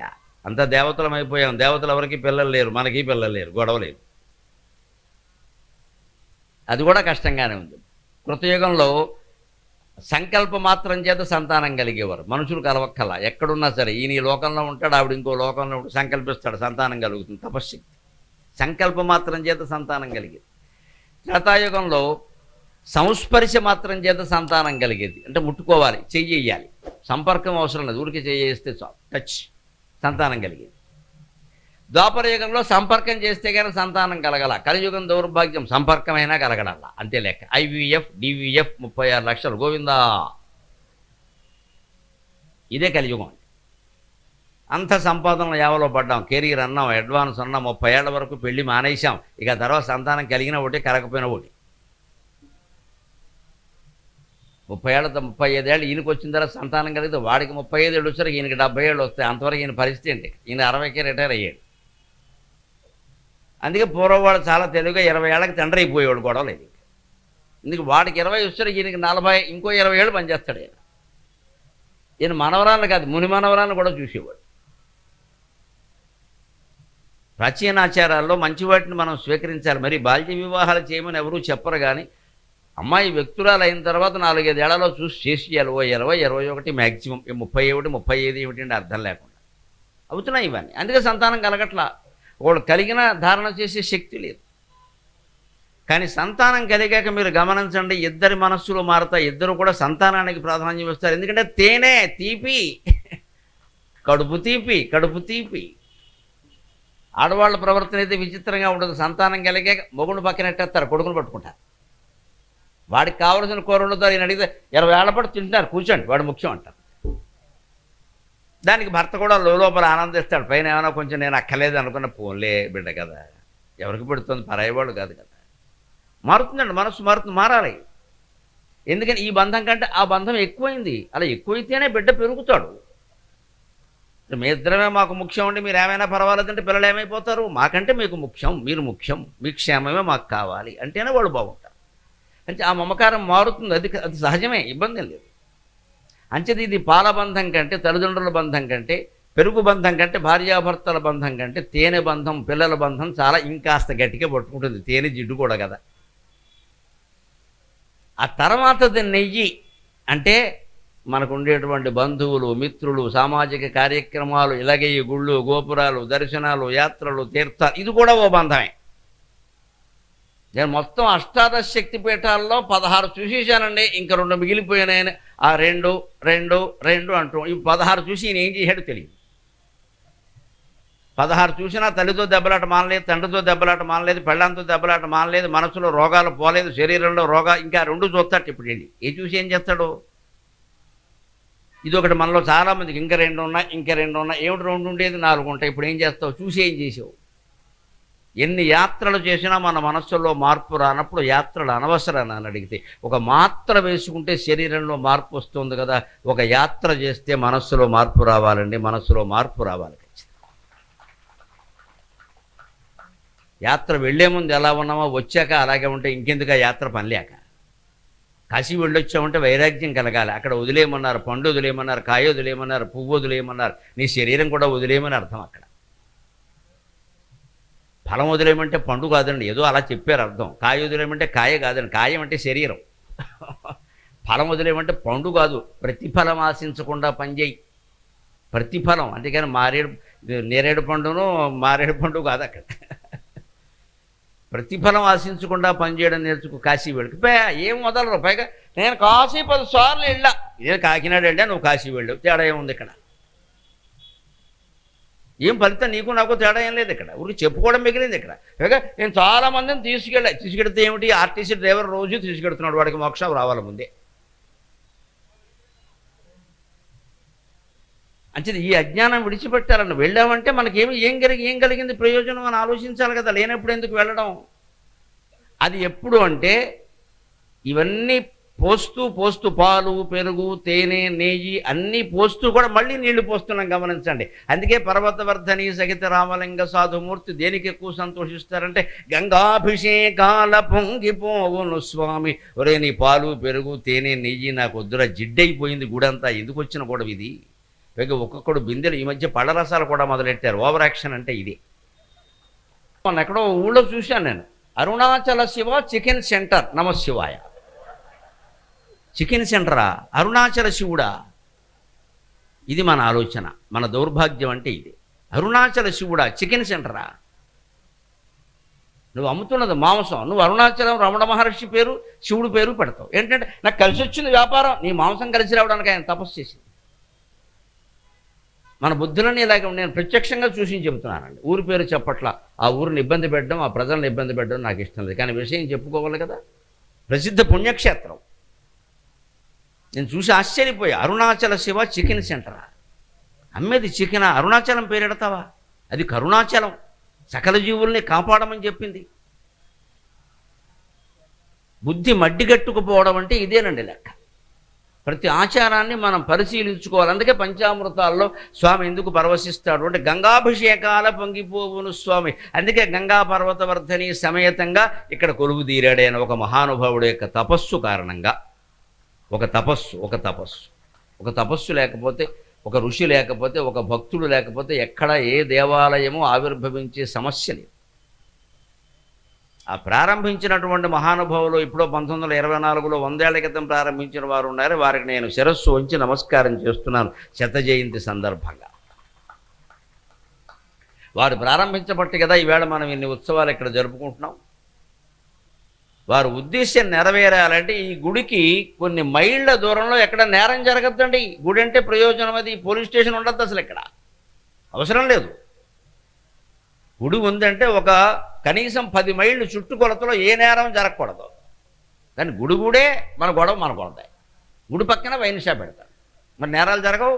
పైగా దేవుడి పేరే పెడతాడు ఆ వైన్ షాప్. ఇక్కడ మనం ఆలోచించాలి, మనం ఏం అమ్ముతున్నామో, ఏం చేస్తున్నామో, మనకి భక్తి ఉందా, దేవుణ్ణి అవమానించట్లేదా, ఈ ఆలోచన చేయాలి. అందుకే అరయనగును పంచామృతంబుల పరవశించడు స్వామి అసలు మర్మం మేము అరయనగును. దాని అసలు రహస్యం తెలుసుకోవాలి. ఏమిటంటే ఇందాక నేను చెప్పింది, బాల్య యౌవనముల ప్రౌఢ వయస్సునందు ముసలితనము మనల ముసురు వేళ వదలకుండ బ్రోచు పర్వతవర్ధని సహిత రామలింగ సాధుమూర్తి. వదలకుండ బ్రోచు పర్వతవర్ధని సహిత రామలింగ సాధుమూర్తి. బాల్యంలో, యౌవనంలో, ప్రౌఢ వయస్సులో, వార్ధక్యంలో, నువ్వు ఏ దశలో ఉన్నా భగవత్ కరుణ నిన్ను కాపాడుతూ ఉంటుంది. ఆ అన్ని దశల్లోనూ లోపల ఉండేటువంటి ఆత్మ ప్రకాశిస్తూ ఉంటుంది. అది ఒక్కటే. బాల్యాదిష్వపి జాగ్రదాదిషు తథా సర్వాస్వస్థాస్వపి. దాన్నే దక్షిణామూర్తి స్తోత్రం 8వ శ్లోకంలో చెబుతా. బాల్యాదిష్వపి జాగ్రదాదిషు తథా సర్వాస్వస్థాస్వపి వ్యావృత్తాస్వనువర్తమానమఘమిత్యంత స్ఫురంతం సదా స్వాత్మానం ప్రకటీకరోతి భజతాం యో భద్రయా ముద్రయా తస్మై శ్రీ గురుమూర్తయే నమ ఇదం శ్రీ దక్షిణామూర్తయే. బాల్యంలో మన పేరు ఏదో వెంకటేష్ అనుకోండి. బాల్యంలో 5 ఏళ్లప్పుడు వెంకటేష్ అంటే ఎవరు పలికారో 90 ఏళ్లప్పుడు వెంకటేష్ అన్న వాడే పలుకుతున్నాడు. ఆశ్చర్యం కదా. బాల్యంలో వెంకటేష్ శరీరానికి 90 ఏళ్ళలో వెంకటేష్ శరీరానికి ఎంత తేడా ఉందండి. మరి శరీరం నేను అనుకుంటే అలాగా, వెంకటేష్ శరీరం ఎంతో మారింది. అయినా వెంకటేష్ అనగానే ఆయనే పలుకుతున్నాడంటే వెంకటేష్ అని పిలువబడుతున్న వ్యక్తి శరీరం కాదు, లోపల ఉన్న ఆత్మ, లోపల ఉన్న ఆత్మ. అదే ఆయన ప్రాణం పోయిందనుకోండి, ఇక వెంకటేష్ కాదు సంకటేష్ అన్నా ఎవడో పలకడు. మరి నిన్నటి వరకు పలికినవాడు ఈవేళ పలకట్లేదు అంటే, ఈ శరీరం అక్కడే ఉండగా కూడా ఆయన పలకట్లేదు అంటే ఆ శరీరం ఆయన కాదని అర్థం కావట్లా. అందుకే ఎవరైనా పోయినప్పుడు అశుభాలు శంకలు అని పెట్టుకోవద్దమ్మా, వెంటనే వెళ్ళాలి. మన బంధువులైతే వెంటనే వెళ్ళాలి, మిగిలిన వాళ్ళని ఓదార్చాలి, శవాన్ని పరిశీలనగా చూడాలి. చూడండి, ఏమీ కాదు, కొంపలు అంటుకుపో. మర్నాడు పెళ్లి పెట్టుకుని కూడా శవాన్ని చూడొచ్చు, ఏమీ కాదు, నేను గ్యారంటీ ఇస్తాను. చూడండి, ఇవాళ ఈ దరిద్ర పరిమాణాలన్నీ వచ్చే బాధ. మన బంధువుల ఇంట్లోనే ఎవరన్నా పోయి కాస్త పట్టుకుని శవాన్ని మోయడానికి రావాయా అంటే, మా కోడలు మొన్నే కోడలు నీళ్ళు వేసుకుంటే నీకేం రోగం? కోడలు నీళ్ళు వేసుకోవడానికి శవం మోయడానికి సంబంధం ఏంటండి? శాస్త్రం తెలిసిన వ్యక్తిగా చెబుతున్నానమ్మా, ఆ శవాన్ని మోస్తే ఈ కోడలకి చాలా అద్భుతమైన సంతానం కలుగుతుందమ్మా, అనుమానం లేదా. రక్షిస్తుంది, ఆ పుణ్యం రక్షిస్తుంది, ఆ పుణ్యం రక్షిస్తుంది. ఈ పిచ్చి నమ్మకాలు వదిలిపెట్టండి. ఈవేళ పెళ్లి చేస్తాం, రేపు శవదహనం చేస్తాం, మళ్ళీ ఎల్లుండి ఉపనయనం చేస్తాం, అభ్యంతరమే లేదు. శుభాశుభాలు కేవలం కుడి ఎడమ అంతే, అంతకంటే ఏమీ లేదు ఇక్కడ. ఆ క్రియ చేసేటప్పుడు యజ్ఞోపవీతం ఉన్న వాళ్ళని గమనించండి. ఇటు పక్క పెట్టుకుని శుభకార్యం చేస్తారు, ఇటు పక్క పెట్టుకుని పితృకార్యం చేస్తారు, తేడా ఏమీ లేదు ఇక్కడ. తేడా ఏమీ లేదు ఇక్కడ. సవ్యం అంటారు, సవ్యంగా ఉంటాను, లేకపోతే బాబు ఉపవీతం చేసుకోండి అంతే. కుడి ఎడమ తేడా తప్పితే దాన్ని అంత శంక పెట్టుకుని బాధపడాల్సింది. జీవితంలో సుఖమెంతో దుఃఖమో అంతే. కానీ మన మనస్సుకి ఎంతసేపు సుఖమే కావాలి కాబట్టి మన ఇంట్లో పోవడం కాదు, ఎవరింట్లో పోయినా సరే వాళ్ళకి ఏదో శాపం పెట్టేస్తాం మనం. ఆ ఇంట్లో అందరూ అంతే, ఏమిటో 4 నెలలుగా వరుసగా జరుగుతున్న ఆ ఇంటికి వెళ్ళకూడదు. ఏమైపోతారమ్మా వాళ్ళు? మన బంధువులు కదా. అంత వరుసగా జరుగుతున్నాయంటే అక్కడే మనం మకాం పెట్టి ఓదార్చాలి. మీరు బాధపడకండి, ఏదో అనుకోకుండా జరిగింది, ఇలాంటివి ఎన్నో ఇళ్లల్లో జరిగాయి అని వాళ్ళని ఓదారిస్తే అది పుణ్యమా, ఎగ్గొట్టేస్తే పుణ్యమా? మీరు ఆలోచించండి దయచేసి. మీ మనస్సుతో మీరు ఆలోచించండి, మానవత్వంతో ఆలోచించండి. మానవత్వం లేని మాధవత్వం దేనికండి పని లేక. అందుకని బాల్యంలో యవ్వనంలో ఎప్పుడు పిలిచినా ఒకే వ్యక్తి పలుకుతున్నాడు అంటే లోపాలు ఉన్న జీవుడు, అంతేకాని ఈ దేహం కాదు కదా. అదే దక్షిణామూర్తి స్తోత్రంలో చెప్పాడు. అలాగే భగవంతుడు కూడా మనం బాల్య దశలో అంటే పాలు పోసిన దశలో పాలబంధం తల్లిదండ్రుల దగ్గర ఉన్నప్పుడు బాల్యమే కదా. తర్వాత యవ్వనంలో పెరుగు బంధం అంటే పెళ్లి చేసుకున్నప్పుడు యవ్వనంలోనే ఉన్నాం కదా. తర్వాత ప్రౌఢ వయస్సులోకి వచ్చాకే కదా పిల్లలు పుట్టింది. 35 ఏళ్ళు 40 ఏళ్ళు వచ్చాక పుట్టారు వీళ్ళందరూ. అందుకని అప్పుడు పిల్లల మీద ప్రేమ తేనె పోశారు. తర్వాత వార్ధక్యం వచ్చేసి ఇంకా సామాజిక బంధాలు కూడా పెరిగాయి. నేను అందులో సభ్యుడిని, నేను ఇందులో సభ్యురాలని, నేను అది చేశా, నేను ఇది చేశా. ఈ సామాజిక బంధాలు అంటారు వీటి. ఇవి కూడా పెరిగాయి. అదే నెయ్యి, అది పెద్ద జిడ్డు, వదిలించుకోకపోతే వదలతాయి. ఒక్కసారి ఏదైనా స్వచ్ఛంద సంస్థలోనో సేవా సంస్థలోనో దేవాలయం కమిటీలోనో ఓసారి చేరామంటే పొరపాటు నా కమిటీలోంచి తప్పుకోవలసి వస్తే ఇంక ఎంత మదన పడిపోతాడో. ఇంతకాలం కమిటీలో ఉన్నది దేవుడి కోసం కాదు, ఈయన గొప్పతనం కోసం. అక్కడ ఇప్పుడు నన్ను అందరూ అలా పెరవరు కదా, నా ఇంటికి ఎవరు రారు కదా. ఏమైందయ్యా? దేవాలయం కమిటీ సభ్యులంటే అదృష్టం ఏమిటి అంటే అందరికంటే ముందు వారు దర్శనం చేసుకుంటారు. అందరికంటే ముందే వారికి ఆత్మజ్ఞానం కలగాలి. ప్రతి కమిటీ సభ్యుడు ఆలోచించుకోవాలి, నాకు ప్రాధాన్యం ఉందా లేదా అని కాదు. లేకపోతే నేను అంతసేపు మెంబరేనా, నేను చైర్మన్ అవ్వద్దా, అయింది సరిపోలేదు ఏంటి. ఇక్కడ నువ్వు చైర్మన్ అవ్వాలి. ఇక్కడ చైర్మన్ అవ్వవు, వీల్ చైర్మన్ అవుతావు అంతే. లెక్క వీల్ చైర్లో కూర్చుంటాం. పోయి ఎవరో ఒకరు ఉన్నారుగా, వారు చేస్తారు. దానికి పోటీ ఎందుకంటే ఈ దేవాలయం కమిటీకి ఎన్నికలు జరుగుతున్నాయంటే దేవాలయం మూసేయడం మంచిది. ఎన్నికలు జరగకూడదు, స్వచ్ఛందంగా ఉండాలి. ఎన్నికలు ఎందుకు, పోటీ ఎందుకు వస్తుంది? పోటీ పోనప్పుడు దేవుడు ఎందుకు? ఇంకోటితో పోటీ పడ్డా నువ్వు మానవు, కక్షలు మానవు, కార్పాళ్యాలు మానవు, దేవి మానవు, దేవుడు కావాలి. ఎక్కడి నుంచి వస్తాడు? ఎవరో ఒకళ్ళు ఉన్నారు, చేస్తున్నారు, చాలు జీవితాంతం వాళ్ళని చేయనియండి. ఆయన ఏదైనా కారణాల వల్ల తప్పుకుంటే అప్పుడు చూద్దాం. అబ్బాయి ఆదాయం పెరిగేసరికి మొత్తం చేరిపోతారు ఇక్కడ. అదే ఆదాయం తగ్గిపోతే అందరూ వెళ్ళిపోతారు. నాకు ఖాళీ ఉండలేదండి అంటారు. డబ్బులు లేకపోతే డబ్బులుంటే ఖాళీ ఉంటుంది. ఇదంతా మన మనస్సును మనం పరిశీలించుకుంటే తెలుస్తుంది తప్ప ఎవరు చెప్తే తెలిసేది కాదమ్మా ఇది. అందుకే అసలు దర్శనం ఏమిటో ఆలోచించుకోవాలి. అసలు మర్మం ఏమో ఆరయ్యవలసి. బాల్యంలో యవ్వనంలో ప్రౌఢ వయస్సులో వార్ధక్యం అంటే ఏమిటి, దాన్ని కొంచెం కవితాత్మకంగా చెప్ప. ముసలితనము నిన్ను ముసురు వేళ అన్న. ముసలితనం ముసురులో వస్తుంది. ఇప్పుడు ఇంత వాన వస్తుందని మనం ఊహించామా? చక్కగా నాకు ఇచ్చిన వసతులు కూర్చొని శుభ్రంగా శ్రావణ మాసం పట్టుచీరలు అన్నీ కట్టుకుని ఆభరణాలు పెట్టుకుని కూర్చొని ఇక పిలుస్తారు వెళ్ళొచ్చు, ఇక పిలుస్తారు వెళ్ళొచ్చు, ఫోటోలకు పోజులు ఇవ్వచ్చు. ఏమైంది? మొత్తం ముంచేసింది, దిగడానికి కూడా లేకుండా చేసింది. ఇదే తట్టుకోవడం అంటే. ఇది జరిగిన ముఖ్యమైనది ఏమిటి? మనం ఎందుకు వచ్చాం? ప్రవచనం కోసం వచ్చాం, మిగిలిన వాటి కోసం కాదు. మిగిలిన మానే రద్దు చేసి మొత్తం ప్రవచనం ఒకటి పెట్టు. ఎందుకు వచ్చింది? అందుకే కదా. ఇప్పుడు కూడా అన్నీ సాగాలి అనుకున్నాం అనుకోండి, ఇంకో అరగంట ఎలాగే సాగదీస్తే అప్పుడు మళ్ళీ వాన వస్తే మొత్తం వెళ్ళిపోవాలి. ఉన్న సమయాన్ని సద్వినియోగం చేసుకోవాలి. ఎప్పుడు పరిస్థితులు బట్టి ధర్మం మారుతుంది, పరిస్థితులను బట్టి ప్రాధాన్యాలు మారుతాయి. ఎవరు వ్యక్తికి ప్రాధాన్యం ఉండదండి, పరిస్థితిని బట్టి ప్రాధాన్యం. ఆ పరిస్థితుల్లో ఎవరికి ప్రాధాన్యం వారి. ఒక స్త్రీకి సీమంతం చేస్తున్నారు, మొత్తం అత్తగారు లేదు మామగారు లేదు, ఆవిడకే ప్రాధాన్యం. నేను ఆవిడ కడుపుతూ ఉంది, ఓపలేదు, ఆవిడ కూర్చో, ఆవిడ మహారాణి, ఆవిడ గజులు దొడుకుతారు, ఎన్ని కావాలంటే ఆయన దొడుకుతారు. ఆవిడే కింగ్ క్వీన్ అన్నీ ఆవిడే. మిగిలిన వాళ్ళంతా పక్కనే ఉంటారు, పెద్దలేదు చిన్నలేదు. అత్తగారు తల్లిదండ్రులు అందరూ నిలబడే ఉంటారు, ఆవిడే కూర్చొని ఉంటుంది. ఆవిడ ప్రాధాన్యం. ఒక ఉపనయనం చేస్తున్నాం కూడా, ఆ ఉపనయనం పెళ్లి కొడుకే ప్రాధాన్యం, మిగిలిన అందరూ తర్వాత. పెళ్లి చేశాం, పెళ్లి కొడుకు ప్రాధాన్యం, పెళ్లి కూతురికి ప్రాధాన్యం. ఇక మూడో వ్యక్తి ఎవరంటే పురోహితుడు, అంతే, ఇంకెవరు ఉండరు అక్కడ. తోడు పెళ్లి కొడుకుని ఒక ఆయన కూర్చోబెడతారు. ఆయన ఎంతవరకు ప్రాధాన్యం? పెళ్లి కొడుకుని చేసే వరకే తోడు పెళ్లి కొడుకు ఉంటాడు. తర్వాత శోభనం దగ్గర కూడా తోడు పెళ్లి కొడుకు ఉంటే తోలు తీసేస్తారు. నువ్వు ఎక్కడ ఆగిపోవాలో అక్కడ. నన్ను తోడు పెళ్లి కొడుకు అన్నారు, లోపల రానివ్వట్లేదు, లోపలికి వెళ్ళాడతాం. తోడు పెళ్లి కొడుకు ఎంతవరకు అంటే అంతవరకే. జీవితంలో మనం ఈ విషయం ఆలోచిస్తే ఎక్కడా తగాదా ఉండదండి. ఈ సంఘటనలో నా ప్రాధాన్యం ఇంతే, నేను ఎందుకు పోరాడాలి అసలు దాని గురించి? వాళ్ళు నేను ముసలిదాన్ని అయిపోయాను అంటే ఓ పక్కన కూర్చుంటాం, రామా రామా అనుకుంటాం. వారు ఎవరో పిలవడం, బొట్టెట్టారు లేదు ప్రారంభం, ఎందుకు నాకు ఇది గోళ్ళంతా? రేపు పొద్దున్న యమధర్మరాజు పిలుస్తాడు, ఎవడు వాడు బొట్టెట్టాడు, లెక్కెళ్ళిపోతాడు, కట్టకట్టు లెక్కెళ్ళిపోతాడు వాడు, బొట్టెట్టాడు. దానికి సిద్ధంగా ఉన్నా కూడా ఇంకా నన్ను పిలవలేదు, ఎందుకు ఈ అభిషేకాలన్నీ ఆలోచించరు కాక మీరాలు.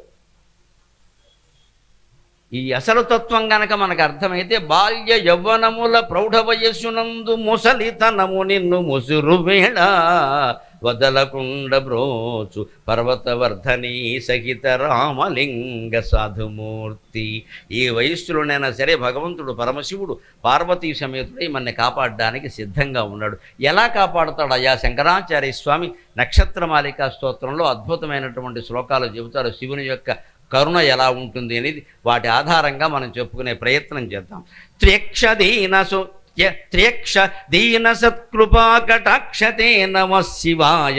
త్ర్యక్ష దీన సత్కృపా కటాక్షతే నమః శివాయ. త్ర్యక్ష దీన సత్కృపా కటాక్షతే నమః శివాయ. దక్ష సప్తతంతునాశ దక్షతే నమః శివాయ.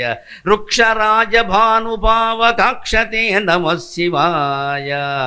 రక్ష మాం ప్రపన్నమాత్ర రక్షతే నమః శివాయ. నమః శివాయ నమః శివాయ నమః శివాయేతి నమః శివాయ. ఒక్క శివుడికి మాత్రమే ఉన్న ప్రత్యేకత త్రియక్ష. 3 + అక్ష యణాదేశ సంధి అంటారు. త్రియక్ష. శివుడికి 3 కళ్ళు ఉంటాయి, విష్ణువుకు ఉండవు, బ్రహ్మదేవుడికి ఉండవు. ముఖాలు ఉంటే ముఖానికి 2 చొప్పున 4 కళ్ళు 8 కళ్ళు ఉంటే అది కాదు లెక్క. ఒక ముఖంలోనే 3 కళ్ళు ఉంటాయి శివుడికి. ఎందుకుంటాయి? అవి ఎందుకుంటాయి చూడాలి. ఎందుకైనా 3వ కన్నుకి బంగారం కన్ను నేనే చేయించా. ముందు బంగారం ఎలా వచ్చిందో చెప్పవయ్యా, అది చెప్పు. అది చెప్పడం అది దచ్చేస్తాడు. నేను బంగారం కన్ను ఎవడ చేయించమన్నా? నేను బంగారం కన్ను. దాని రహస్యం నీకు తెలియదు. బంగారం కన్ను నీకు డబ్బు బాగా ఉంది, బంగారం చేయిస్తాడు. అక్కడి నుంచి దేవాలయంలో నీకు ప్రాధాన్యం చేయించడం. ఎందుకంటే ప్రాధాన్యం కోసం. అందుకోసం కాదు. శివుడు 3వ కన్ను జ్ఞాననేత్రం. అందుకే ఈ 2 కళ్ళు అడ్డంగా ఉంటే మనకి శివుడికి కూడా ఆ 3వ కన్ను నిలువుగా ఉంటుంది. అడ్డం అనే మాట వ్యతిరేక అర్థంలో వాడుతున్నాం మనం. తెలుగు భాష గమనించండి, దైవతత్వం అర్థం అవుతుంది. అడ్డం వ్యతిరేక అర్థంలో వాడుతున్నాం. అడ్డంగా దొరికిపోయాడు, అడ్డంగా నిలబడ్డాడు, అన్నిటికీ అడ్డం వస్తాడు, అడ్డంగా మాట్లాడతాడు. అదే నిలువు ఎలా వాడుతున్నామండి? నిలబడ్డాడో నిలబెట్టాడో నిలువెత్తు మనిషి. నిలువు పాజిటివ్ సెన్స్లో వాడుతున్నాం, అనుకూల అర్థంలో. అంచేత నిలబెట్టిన కన్ను ఉందే అది అనుకూలమైన నేత్రం. అది మనం అందరం తెరిపించుకునే ప్రయత్నం చేయాలి. జ్ఞాననేత్రం అంటారు దాన్ని. శివుడుకున్న 3వ కన్ను అది నిలబడి ఉంటుంది.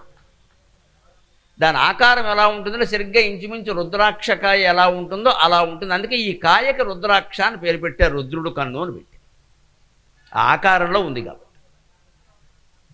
అది తెరుచుకోవాలి. తెరుచుకోవాలంటే ఏం చేయాలి? మనం రోజు సమానత్వాన్ని సాధన చేయాలి. సమానత్వాన్ని సాధన చేయాలి.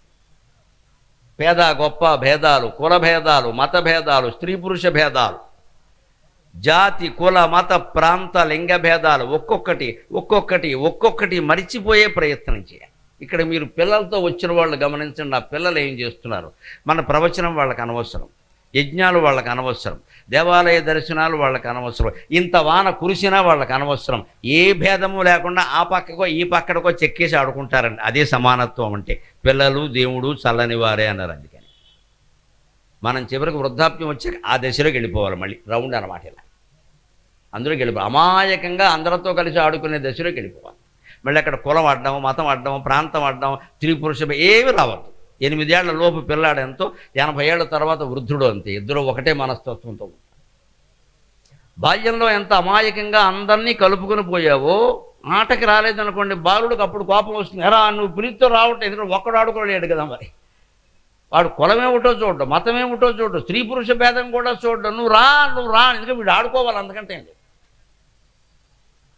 అదే వాడు కాస్త పెరిగేసరికి 17 ఏళ్ళు వచ్చేసరికి మనం వాడికి కులం పెట్టాం, మతం పెట్టాం, స్త్రీ పెట్టాం, పురుషుడు పెట్టాం, మొత్తం తదినం పెట్టాం, భేదాలన్నీ పెట్టాం వాడు బుర్రలో.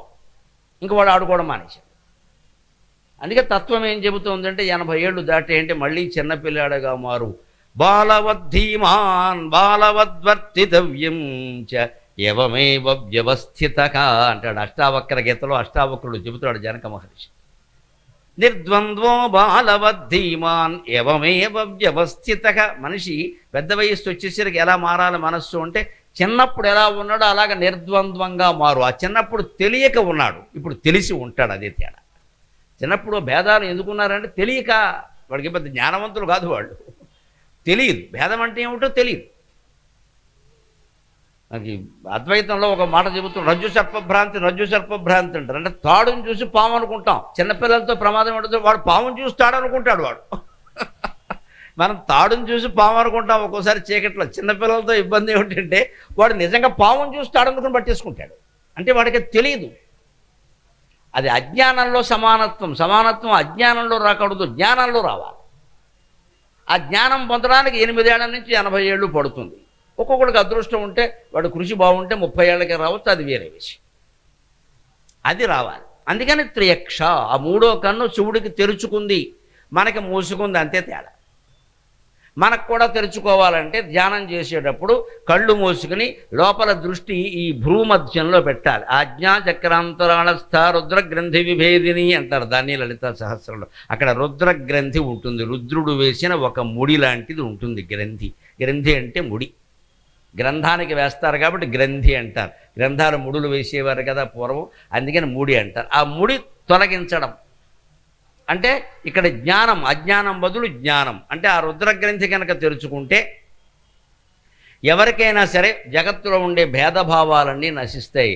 వర్ణ భేదాలు, కుల భేదాలు, మత భేదాలు, ప్రాంత భేదాలు, స్త్రీ పురుష భేదాలు అన్నీ నశిస్తాయి. అది త్రేక్ష అని ఒక 2 అక్షరాల మాటలో ఇంత విశేషం ఉందమ్మా. ఎన్ని తెలుసుకోవాలన్న ఊరికే తక్ష అని భజన చేస్తే అలాగా. దీన సత్కృపాకటాక్షతే నమశివాయ. ఈ స్తోత్రాన్ని 27 శ్లోకాలు రచించడం వల్ల దీని నక్షత్రమాలికా స్తోత్రం అంటారు. ప్రతిపాదనలోనూ నమశివాయ అని ఉండడం వల్ల ప్రతిపాద పంచాక్షరి స్తోత్రం అని కూడా అంటారు. దీన్ని ప్రతిపాద పంచాక్షరి స్తోత్రం. దీన సత్కృపాకటాక్ష. మనం ఎంత దీనస్థితిలో ఉన్నా, ఎంత అజ్ఞానంలో ఉన్నా, భగవంతుడి గుళ్ళోకి వెళ్ళినప్పుడు దండం పెట్టుకుని స్వామి నా అజ్ఞానాన్ని తొలగించు అని దండం పెట్టుకోవాలమ్మా. పిల్లల్ని ఇయ్యి, డబ్బులు ఇయ్యి, సంపదలు ఇయ్యి, రోగాలు పోగొట్టు, ఈ దరిద్రపు దండాలు పెట్టకూడదు. ఇవి ఎన్నిచ్చినా మళ్ళీ వెనకాల దరిద్రం ఖాయం. లేనిది ఎప్పుడు ఆయన దగ్గర ప్రస్తావించకూడదు. అసలు ఇది లేదు అని మనకి ఎందుకు అనిపిస్తుందంటే అజ్ఞానం కారణంగా. అజ్ఞానాన్ని తొలగించు, అంతే, ఇంకేమవుతుంది. అప్పుడు ఆయన 3వ కన్ను తెరుస్తాడు. ఆయన రాక్షసుల మీద 3వ కన్ను తెరిస్తే భస్మం అవుతారు. మన పట్ల 3వ కన్ను తెరిస్తే కరుణారసం ప్రసరిస్తుందమ్మా, కరుణారసం ప్రవహిస్తుంది. మన 3వ కన్ను కూడా తెరుచుకుంటుంది, జ్ఞాననేత్రం తెరుచుకుంటుంది. అప్పుడు మనం ఇంకా ఏ గ్రంథమో చదవక్కల్లా, ఎవరి దగ్గరికి వెళ్ళక్కల్లా, మనమే స్వయంగా శివుడు. చిదానందరూప శివోహం శివోహం, చిదానందరూప శివోహం శివోహం. ఆ జ్ఞాననేత్రం లేకుండా అజ్ఞానంతో యజ్ఞం చేయడం వల్లే దక్ష యజ్ఞాన్ని విధ్వంసం చేశాడు శివుడు. సొంత మామగారే అయ్యుండి కూడా క్షమించలేదు. అదే చెబుతున్నాడు 2వ పాదంలో శంకరాచార్య. దక్ష సప్తతంతు దాశ దక్షతే నమ శివాయ. దక్షుడు చేసిన సప్తతంతువు, యజ్ఞానికి మరొక పేరు సప్తతంతువు. ఎందుకంటారు సప్తతంతువు అని? యజ్ఞంలో అగ్ని ప్రధానంగా ఉంటుంది. అగ్నిని రగులు కొలిపినప్పుడు 7 నాలుకలతో ఇలా చెలరేగిపోతూ ఉంటుంది. 7 నాలుకలతో వెలుగుతూ ఉంటుంది అగ్ని. అందుకని ఆ 7 నాలుకల్నే సప్తతంతువులు, 7 దారాలు, 7 మార్గాలు అంటారు. సప్తతంతువు అంటే యజ్ఞం. 7 నాలుకలతో పైకి ఇలా ప్రసరించేటువంటి అగ్ని ప్రధానం కాబట్టి సప్తతంతువు అంటారు. దక్ష సప్తతంతు నాశ దక్షతే నమ శివాయ. అటువంటి దక్షుడు సొంత మామగారైనా తన భార్య సతీదేవికి తండ్రి అయినా ఆయన యజ్ఞాన్ని విధ్వంసం చేశాడు. ఎందుకంటే మానవత్వం లేని వాళ్ళు యజ్ఞాలు చేయకూడదు. దక్షుడికి మానవత్వం లేదు. ఈయన పెద్ద కూతుర్ని పిలవలేదు. 54 మంది ఆడపిల్లలు ఆయనకు పుట్టారు. 54 మందిలో 10 మందిని కశ్యప మహర్షికి ఇచ్చాడు, 27 మందిని చంద్రుడికి ఇచ్చారు, ఇంకేదో చేశారు మొత్తం మీద. కొంతమందిని ఎన్ఆర్ఐలకు కూడా ఇచ్చి ఉంటాడు నాకు అనుమానం. కానీ అందులో పెద్ద ఆవిడ సతీదేవి శివుడు భార్య. ఈయన చేసిన పెళ్ళేది, అదేం ప్రేమ వివాహం కాదండి. పార్వతీ పరమేశ్వరుడిది ప్రేమ వివాహం. అది కూడా 1 సైడ్ లవ్. పార్వతి ప్రేమించింది, శివుడు ప్రేమించలేదు. నీ ఇష్టం ఆలోచించుకొని నేను బెచ్చమెత్తుకుంటాను, నన్ను ప్రేమిస్తున్నామని చెప్పాడు. నేను ఎన్ఆర్ఐ కాదు, నేను అమెరికాలో లేను, ఆస్ట్రేలియాలో లేను, నా దగ్గర డబ్బు లేను, ఈఎంఐలు పుష్కలంగా ఉన్నాయని చెప్పాడే. అయినా సరే చేసుకుంటాడు. శివతత్వం తెలుసును కాబట్టి. అంటే పార్వతీ పరమేశ్వరుడిది ప్రేమ వివాహం కానీ సతీ పరమేశ్వరుడిది ప్రేమ వివాహం కాదు. అది తండ్రి చేశాడు, పురాణాల్లో ఉంది, ఆయన చేశాడు. ఆయన ఇష్టం లేని పెళ్ళి కానీ చేశాడు. మరి నువ్వే చేసి నీ పెద్ద కూతురు పండక్కో పేరంటానికో ఇంటికి వస్తే చీర పెట్టి గౌరవించి పంపాల్సింది పోయి తిడతావా? ఎందుకు తిట్టాడు? పెళ్ళి చేసిన తర్వాత ఏవో విభేదాలు వస్తాయి కదండి, చాలా ఉంటాయి కదా రావడానికి. అవి ఏవో వచ్చాయి.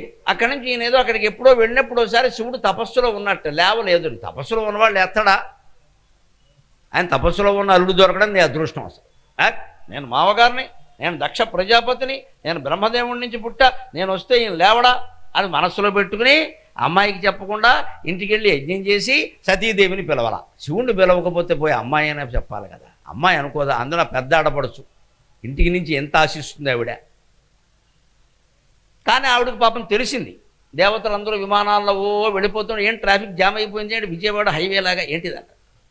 దసరా పండగ హైదరాబాద్ విజయవాడ హైవేలా అయిపోయింది ఆకాశం అంతా. ఇంతమంది ఎక్కడికి వెళ్తున్నారు, నారదుడు ఉండగా పొల్లెట్టే రకం ఆయన వచ్చాడు. నీకేం తెలుసమ్మా మీ నాన్నగారు యజ్ఞం చేస్తాడు. అది మా నాన్న యజ్ఞం చేయడం, నన్ను పిలవకపోవడం ఇదేమిటి అని వెంటనే పాపం ఆవిడకి ఒక పక్క బాధ, ఓ పక్క కోపం, అందులోనూ మళ్ళీ ఏదో తేల్చుకుందాం అని శివుడి దగ్గరికి వచ్చి నేను అక్కడికి వెడతానని పాపం మర్యాదగా చెప్పాడు. పిలవని పేరంటానికి వెళ్ళకూడదు సతీదేవి, నీ తండ్రి అయినా సరే నిన్ను పిలవలేదు అంటే ఆలోచించి ఒక్కసారి, ఏదో ఉంది కదా అక్కడ. ఎవరైనా పెద్ద కూతుర్ని మర్చిపోతారా? ఇంట్లో కొడుకు పెళ్లి జరుగుతుంటే ఆడపిల్లల్ని పిలవరండి, పైగా ఆడపడుచు లాంఛనాలని మనకు లెక్క ఉంది అక్కడ. దాన్ని ముందే మాట్లాడుకుంటారు కూడాను, ఆడపడుచు లాంఛనాలు ఇన్ని ఇవ్వాలని. ఆడపడుచుకి అలకపాను పుట్టింది, ఆవిడ అలుగుతుంది, ఆవిడ వెండి గిన్నెలో పాయసం పెడతారు, ఆ గిన్నె ఆవిడకి ఇచ్చేస్తారు. చాలా ఉన్నాయి ఇక్కడ లెక్కలు. మరి అటువంటి ఆడపడుచుని పిలవకు, అందులో పెద్ద ఆడపడుచు, ఆవిడకి బాధ కలిగిన అలాగే. అందుకే నేను అంటున్నాను, పిలవలేదు అంటే ఏదో ఉండుంటుంది, నువ్వు వెడితే నీకు అవమానం జరుగుతుంది సతీ, నీకు అవమానం జరిగితే నాకు అవమానం జరిగినట్టే కదా. ఎందుకు వద్దు అంటే ఇప్పుడు వినలేదని చెప్పిన మాట వింటే భార్య ఎలా అవుతుంది? నమశివాయ. వద్దన్నా వెళ్ళింది ఆవిడ. సరిగ్గా అక్కడ ఏం జరగాలో అది జరిగింది. గుమ్మంలో నిలబడింది, వెంటనే ఈయన తిట్లు మొదలుపెట్టాడా. ఏనుగుతోలు కట్టుకుంటాడు, బూడిద పూసుకుంటాడు, ఎముకల దండలు మెళ్ళ వేసుకుంటాడు, చేతిలో కపాలం పట్టుకుని అది టిఫిన్ పెళ్ళం కింద అందులో తింటాడు. ఈ దరిద్ర కొట్టు మనిషిని నువ్వు మొగుడు కింద భరిస్తున్నావు, నేను అల్లుడు కింద భరించాను, నేను పరమ బ్రాహ్మణుణ్ణి, బ్రహ్మదేవుని కుమారుణ్ణి, ప్రజాపతిని, నాకు దేవతలంతా నమస్కారాలు చేస్తారు, ఏదో జరిగిపోయింది పెళ్లి కానీ ఇప్పుడు నా పెద్దలుడని చెప్పుకోవడానికి నాకు అవమానంగా ఉంది. ఇలాంటి మాటలన్నీ మాట్లాడు. పాపం సతీదేవి తన్ని తిట్టినా భరించేదేమో, భర్తను తిడితే తట్టుకోలేకపోయింది ఆవిడ. అది సతీ ధర్మం అంటే అదమ్మా, సతీ ధర్మం అంటే అది. ఈవేళ మళ్ళీ ఆ వాతావరణం రావాలి. భార్యను తిడితే భార్యకు కాదమ్మా, భర్తకు కోపం రావాలి. భర్తను తిడితే భర్తకు కాదు, వాళ్ళ అమ్మగారికి కాదు, ముందు భార్యకు కోపం రావాలి. ఎందుకు నా మొగుడిని అలా అంటున్నారు? భార్యాభర్తల మధ్యలో లోపల ఎన్ని విషయాలు ఉన్నా బయట ఎవరైనా మాట్లాడితే నోరు మూసుకో అని చెప్పాలి. అంతే, నీకెందుకు, మేము చూసుకుంటాం ఆ విషయం. లేకపోతే అడ్డమైన వాళ్ళు కాపురంలో ప్రవేశించి చిచ్చెట్టేస్తారు. పిల్లల్ని కూడా మాట్లాడకూడదు. పిల్లలు కూడా తల్లిని కానీ తండ్రిని కానీ విమర్శించడానికి పిల్లలు తల్లిని విమర్శిస్తే తండ్రి ఎదుర్కోవాలి వెంటనే. తప్పురా మేమే ఎంత సేవ చేస్తుందో నీకేం తెలుసు, ఊరికే అంటున్నావు అని చెప్పాలి. తండ్రిని విమర్శిస్తే తల్లే చెప్పాలి వెంటనే, నాన్నగారు ఎంత కష్టపడుతున్నాడు నీకేం తెలుసు ఆ విషయాలను, ఊరికే మాట్లాడుతున్నాడు, డోర్ మూసుకో అని చెప్పాలి. వీళ్ళ సమైక్యం వాళ్ళకి అర్థమైతే పిల్లలు అప్రయత్నంగా సర్దేసుకుంటారండి. లేత పొలలెట్టేస్తారు, మొత్తం మధ్యలో డబ్బులు పట్టుకుపోతారు, అటు నుంచో 200 ఇటు నుంచో 200 లాగేస్తాడు. అంటే మేము ఒక్కటే ఏమైనా సరే అది పార్వతీ సతీదేవి నుంచి మనం నేర్చుకోవాలి. ఎందుకని ఏమి తిడుతున్నావు ఇక్కడ, నా భర్తను తిడుతున్నావు నేను ఎందుకుంటా అని ఇలాగా బొటనవేలు నేల మీద రాసింది. ఇక్కడ ఆవిడ మరణించదలుచుకుంది. ఆ స్థాయి వాళ్ళు మరణించినా ఆత్మహత్య అయినా ఏదైనా సరే ఆ స్థాయిలోనే చేసుకుంటారు. ఊరికే సీలింగ్ ఫ్యాన్కి ఊరేసుకో, అప్పుడు లేవు కూడాను. అందుకని ఆవిడ బొటనవేలు ఇలా రాసింది. యోగాగ్ని పుట్టింది. యోగాగ్ని జ్ఞానాగ్నిదగ్ధ కర్మాణం అనగా యోగాగ్నిదగ్ధ శరీరం దగ్ధమైపోయింది.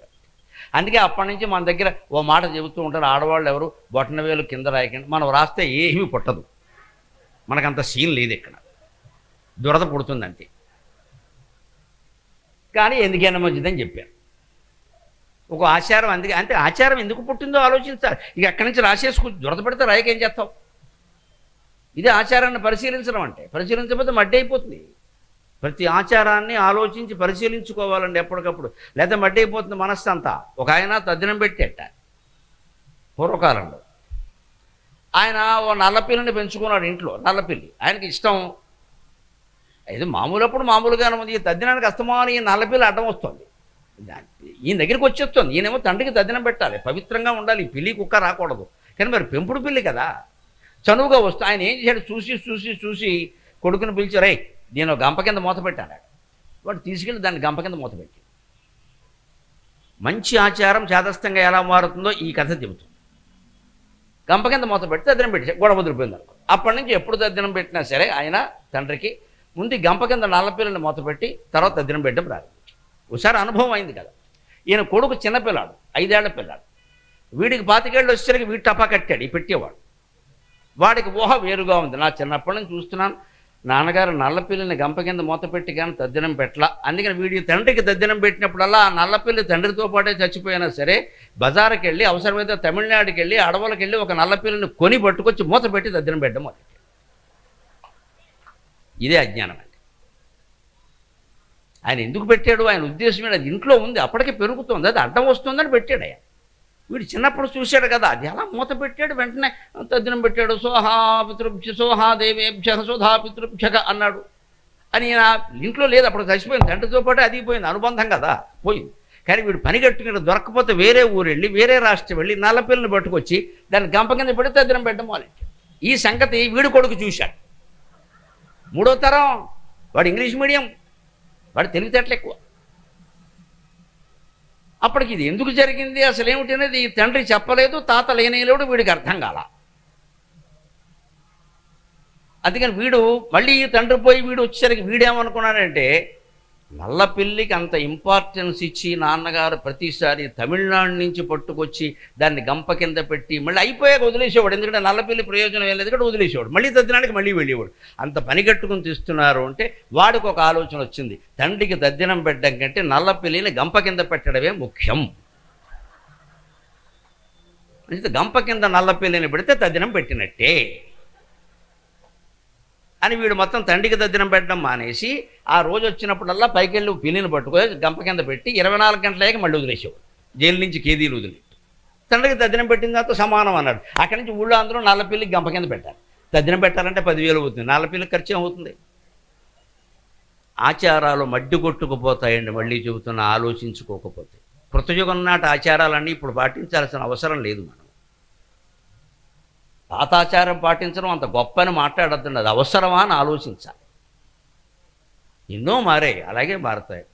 ఎప్పుడూ మారకుండా భగవత్పాదాల మీద ఉండవలసింది మన మనస్సు ఒక్కటే. ఆ ఆచారం మాత్రం మారకూడదు, అదే లెక్క. ఇంకేం మారినా పర్వాలేదు. ఈ ఆచారాలు ఏమి చివరి వరకు మనని కాపాడవు. ఇక్కడ కులానికి ఓ రకంగా ఉంటాయి ఆచారాలు, కుటుంబానికి ఓ రకంగా ఉంటాయి. కొన్ని కుటుంబాల్లో కొన్ని ఆనవాయితీలు ఉండవు, అది అందరూ పట్టుకుంటే వారికి పరిమితం అది. అందుకే మీకు ఏదైనా ఈ ఆచార సంప్రదాయాల్లో అనుమానం వస్తే మమ్మల్ని అడగకూడదమ్మా, చాలా తప్పది, మాకు తలనొప్పి. మీ కుల పురోహితులు ఉంటారు, కులం అంటే క్యాస్ట్ కాదండి, మీ ఇంటికి వచ్చే పురోహితులు ఉంటారు, మీకు వ్రతాలు చేయిస్తారు, శుభకర్మలు పితృకర్మలు వారిని అడగాలి. ఏ వర్ణం వారైనా మీ ఇంటి వారిని, బాబు ఈ శివరాత్రి అనుమానంగా ఉందండి, ఇవాళ రేపు అంటారు, ఏ రోజు వాళ్ళని అడగండి, వాళ్ళు ఎప్పుడంటే అప్పుడు చేసేయండి. బ్రహ్మదేవుడి కింద లెక్క. మీరు ఇంకా టీవీలో చర్చలు పట్టించుకోవద్దు, ఎప్పుడు చర్చలు యథో చర్చలు జరుగుతూనే ఉంటాయి. ఆ కక్షలు ఆ పంతాలు వేరు, అవి వినద్దు అసలు. వేరు మీ కుల పురోహితుడు ఏం చెబితే అది మీకు లెక్క. అమ్మాయిని అత్తారింటికి ఎప్పుడు పంపాలి, లేదా పుట్టింటికి ఎప్పుడు పంపాలి, కోడల్ని ఎప్పుడు ఏదో పుట్టింటికి ఎప్పుడు పంపాలి, లేదా బాలసారి ఎప్పుడు, ఇవన్నీ ఎవరిని అడగాలి? మమ్మల్ని కాదమ్మా, మీ కుల పురోహితుని అడగాలి. ఆయన చెప్పింది చేయాలి. ఆయన మీకు వశిష్ఠుడితో సమానం, వామదేవుడితో సమానం. మేమెవరం కాదు ఇక్కడ లెక్క. మమ్మల్ని అడిగారు అనుకోండి, మాకు తెలియక ఏదో చెప్తాం, మీ కులం ఏమిటో కుటుంబం ఏమిటో మాకేం తెలియదు కదా. ప్రాంతాన్ని బట్టి ఆచారాలు ఉంటాయి. అక్కడి నుంచి మీరేమంటారా, నువ్వెవరమయ్యా చెప్పడానికి గరికపాటి వారు చెప్పారంట. మరి గరికపాటి వారు ఫేమస్ అయ్యి పురోహితుడు ఫేమస్ కాదయ్యా. ఫేమస్ సమస్య కాదండి అది. కుటుంబాన్ని గౌరవించాలంటే కుల పురోహితుడిని గౌరవించవలసింది. ఆయన చెప్పినట్టే మనం అన్ని కార్యాలు చేయవలసింది. అనుమానం వస్తే అడగవలసింది ఆయన. లేదు ఇంట్లో అత్తమావలు ఉన్నారు, తల్లిదండ్రులు ఉన్నారు, పెద్దవాళ్ళు, అమ్మ ఈ ఆచారం ఏంటి, పూర్వం నుంచి ఎలా వస్తుంది, నాన్నగారు ఏం చేయాలంటే వాళ్ళు చెప్తారు, అనుభవమే చెప్తారు వాళ్ళు. పూర్వం మనకి ఆనవాయితీ లేదమ్మా, ఎందుకు వదిలే అని చెప్తారు. ఇది నేర్చుకోగలగాలి. అందుకని దక్షయజ్ఞాన్ని నాశనం చేశాడు. ఆవిడ అర్థమైంది అని తెలియగానే ఆయన వెంటనే జటాకటాక సంభ్రమ భ్రమన్నిలింపనిర్జరి విలోల వేచి వల్లరి విరాజమానమూర్ధని ధగద్ధగద్ధగజ్వలల్లలాట పట్ట పావకే కిశోర చంద్రశేఖరే రతి ప్రతిక్షణం మమ అకర్వ సర్వమంగళ కళాకదంబ మంజరి రసప్రవాహ మాధురి విజృంభణా మధువ్రతం స్మరచ్ఛిదం పురచ్ఛిదం భవచ్ఛిదం మఖచ్ఛిదం గజచ్ఛిదాంధక తచ్చిదం తమంతకచ్చిదం భజి జయత్వదభ్ర విభ్రమ భ్రమద్భుజంగమశ్వసత్ వినిర్గమక్రమ స్ఫురత్ కరాల భాలహవ్యవాట్ ధిమి ధిమి ధిమి ధ్వనన్ మృదంగ తుంగమంగళ ధ్వనిక్రమ ప్రవర్తిత ప్రచండ తాండవగా శివకా.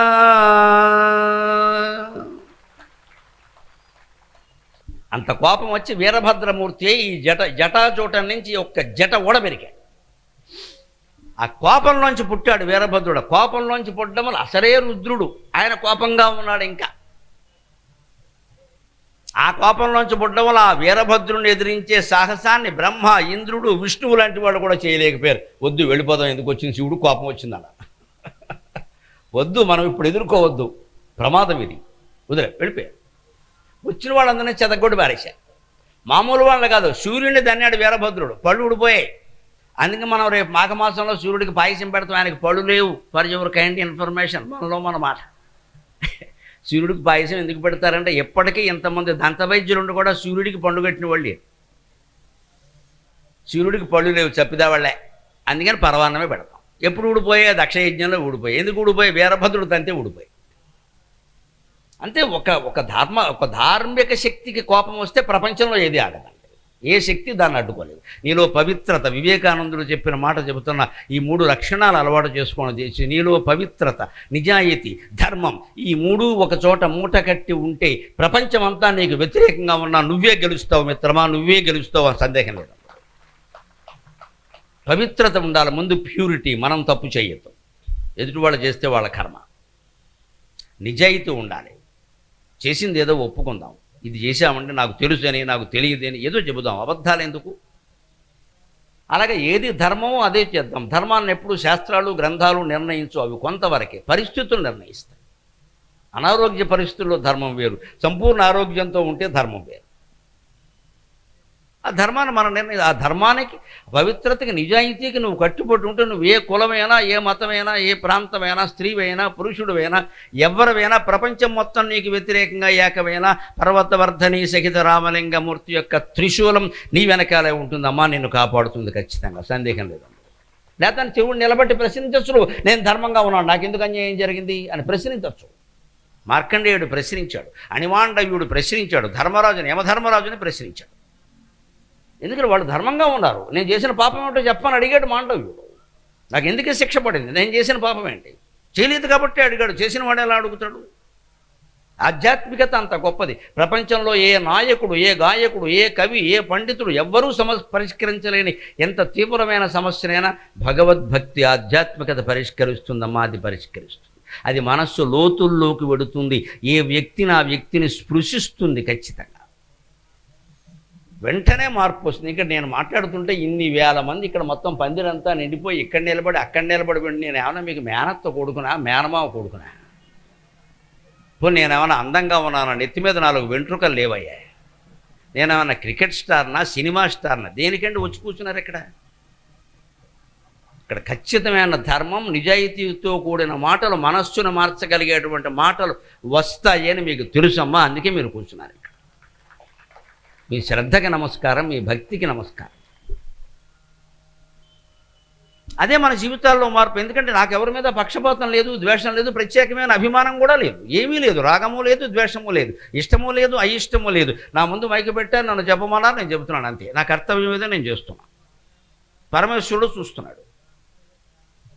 ఇది మీకు తెలుసు. అందుకని ఆయన ఒకవేళ నాకు ఇష్టం లేని మాట మాట్లాడినా నా మీద ఆయనకి ఏం ద్వేషం లేదు కదా, ఎందుకు మాట్లాడారంటే నేను తప్పు చేశాను కాబట్టి అని నువ్వు ఆలోచించుకుంటావు. నీ తప్పు నువ్వు ఆలోచించుకుంటే వెంటనే వస్తుందండి మార్పు, వెంటనే వస్తుంది. ఎదురువాడు చెబితే రాదు, అహంకారం వస్తుంది, నువ్వు చెప్పడానికంట. అదే మనం ఆలోచించుకున్నాం అనుకో, వెంటనే మార్పు కోసమేనమ్మా ఈ జీవుడు ప్రవచనాల పేరు మీద తాపత్రయపడుతున్నాడు, తిరుగుతున్నాడు. అర్థం చేసుకోండి దయచేసి. ఆ మార్పు మనస్సులోంచి రావాలి, నీ అంతటి నీకు రావాలి. ఎవరో చెబితే కాదు, ఏదో ఒత్తిడి చేసి భయపడితే రావడం కాదు. ఈ పాపానికి శిక్ష ఉంటుంది అంటే పాపం చేయకపోవడం కాదండి. అసలు ఎదుటివాడికి అపకారమే కదా పాపం అంటే. ఎలా చేస్తాం మనం? శిక్ష పక్కనట్టండి. శిక్ష తప్పించుకుందుకు 100 ఉపాయాలు ఉన్నాయి. నీ మనస్సును నువ్వు ఎలా తప్పించుకుంటావా? అంతరాత్మ ఎప్పుడు ప్రశ్నిస్తూనే ఉంటుంది కదా. దక్షుడే తప్పించుకోలేదు కదా, భగవంతుడు స్వయంగా తన మామగారిని క్షమించలేదు కదా, మన క్షమిస్తాడండి. ఎక్కడ శాస్త్రాలు చెబుతున్నారు? ఎక్కడ దక్ష సప్తతంతు బనాశ దక్షతే నమః శివాయ వృక్షరాజ భానుభావకాక్షతే నమః శివాయ. ఇందాక చెప్పిన 3 కళ్ళు అన్నారా, 3 ఏమిటో చెబుతున్నారు. ఒకటి వృక్షరాజ, వృక్ష అంటే నక్షత్రం, వృక్షరాజు అంటే నక్షత్రముల రాజు చంద్రుడు, భాను అంటే సూర్యుడు, పావక అంటే అగ్ని. ఈ ముగ్గురు నేత్రాలుగా కలిగిన వాడు శివుడు. వందే సూర్య శశాంకవన్య నయనం వందే ముకుంద ప్రియం అంట. శివుడికి 3 కళ్ళల్లో 3 తేజస్సులు ఉంటాయి. ఒకటి సూర్య తేజస్సు, 2 చంద్ర తేజస్సు, 3వది ఈ 3వ కంటిలో అగ్ని తేజస్సు. ఎందుకుంటాయి? మన కంటిలో ఉండేటువంటి 3 పొరల్ని మీరు గమనించండి. 3 రేఖలు. కనుగుడ్డు తెల్లగా ఉంటుంది, కంటిపాప నల్లగా ఉంటుంది, కింద ఎర్రజీర ఉంటుంది. ఈ 3 ఉంటాయి. అందులో ఈ కంటిపాప తెలుపు ఉందే, ఇది సత్వగుణానికి సంకేతం. ఈ కంటి గుడ్డు తెలుపు ఉందే, ఇది సత్వగుణానికి సంకేతం. కంటి పాప నలుపు ఉందే, అది తమో గుణానికి సంకేతం. ఈ ఎర్రజీర ఉందే, అది రజోగుణానికి సంకేతం. ఈ 3 గుణాలే సూర్య చంద్ర అగ్ని రూపంలో ఉంటాయి. చంద్రుడు సత్వగుణం, సూర్యుడు సత్వగుణం, చంద్రుడు తమోగుణం, అగ్ని రజోగుణం. చంద్రుడు తమోగుణం కాబట్టి 15 రోజులు క్షీణిస్తాడు, 15 రోజులు పెరుగుతాడు. సూర్యుడు ఎప్పుడు స్థిరంగా ఒక్కలాగే ఉంటాడు, ఆయన సత్వగుణానికి సంకేతం. అగ్ని ఎప్పుడూ రజోగుణమే, కొంపలు అంటిస్తాడు కదా, అందుకే ఈ 3 గుణాలే ఆయన నేత్రాలుగా భావించాడు. ఇప్పటికి కూడా ఆధునిక కాలంలో కూడా మీరు గమనించండి, వేలిముద్రలు నమ్మడం లేదు ఆధార్ కార్డు మీద. మీరు 10 ఏళ్లకోసారి మార్చుకోవలసిందే అంటున్నారు. సంతకాలు అసలే నమ్మడం లేదు, ఫోటో అసలే నమ్మడం, ఐ రిబ్స్ అంటున్నారండి. కంటి పాపల్ని ఫోటోలు చేసి అది సాక్ష్యం అంటున్నారు. అవే 3 శివుడు కళ్ళుగా ఉన్నాయమ్మా, సూర్య తేజస్సు, చంద్ర తేజస్సు, అగ్ని తేజస్సు. ఇది ప్రత్యక్ష సాక్ష్యం. సైన్స్కి దేవుడికి భేదం ఏం లేదని చెప్పడం. లోకానికి ముఖ్యమైన మార్గాలు, తేజో మార్గాలు 3 వేదంలో చెబుతారు దాన్ని స్పష్టంగా. లోకస్యద్వారమర్చిష్మత్ పవిత్రం జ్యోతిష్మత్ భ్రాజమానం అమృతస్య ధారా బహుధా దోహమానం అని చెబుతారు.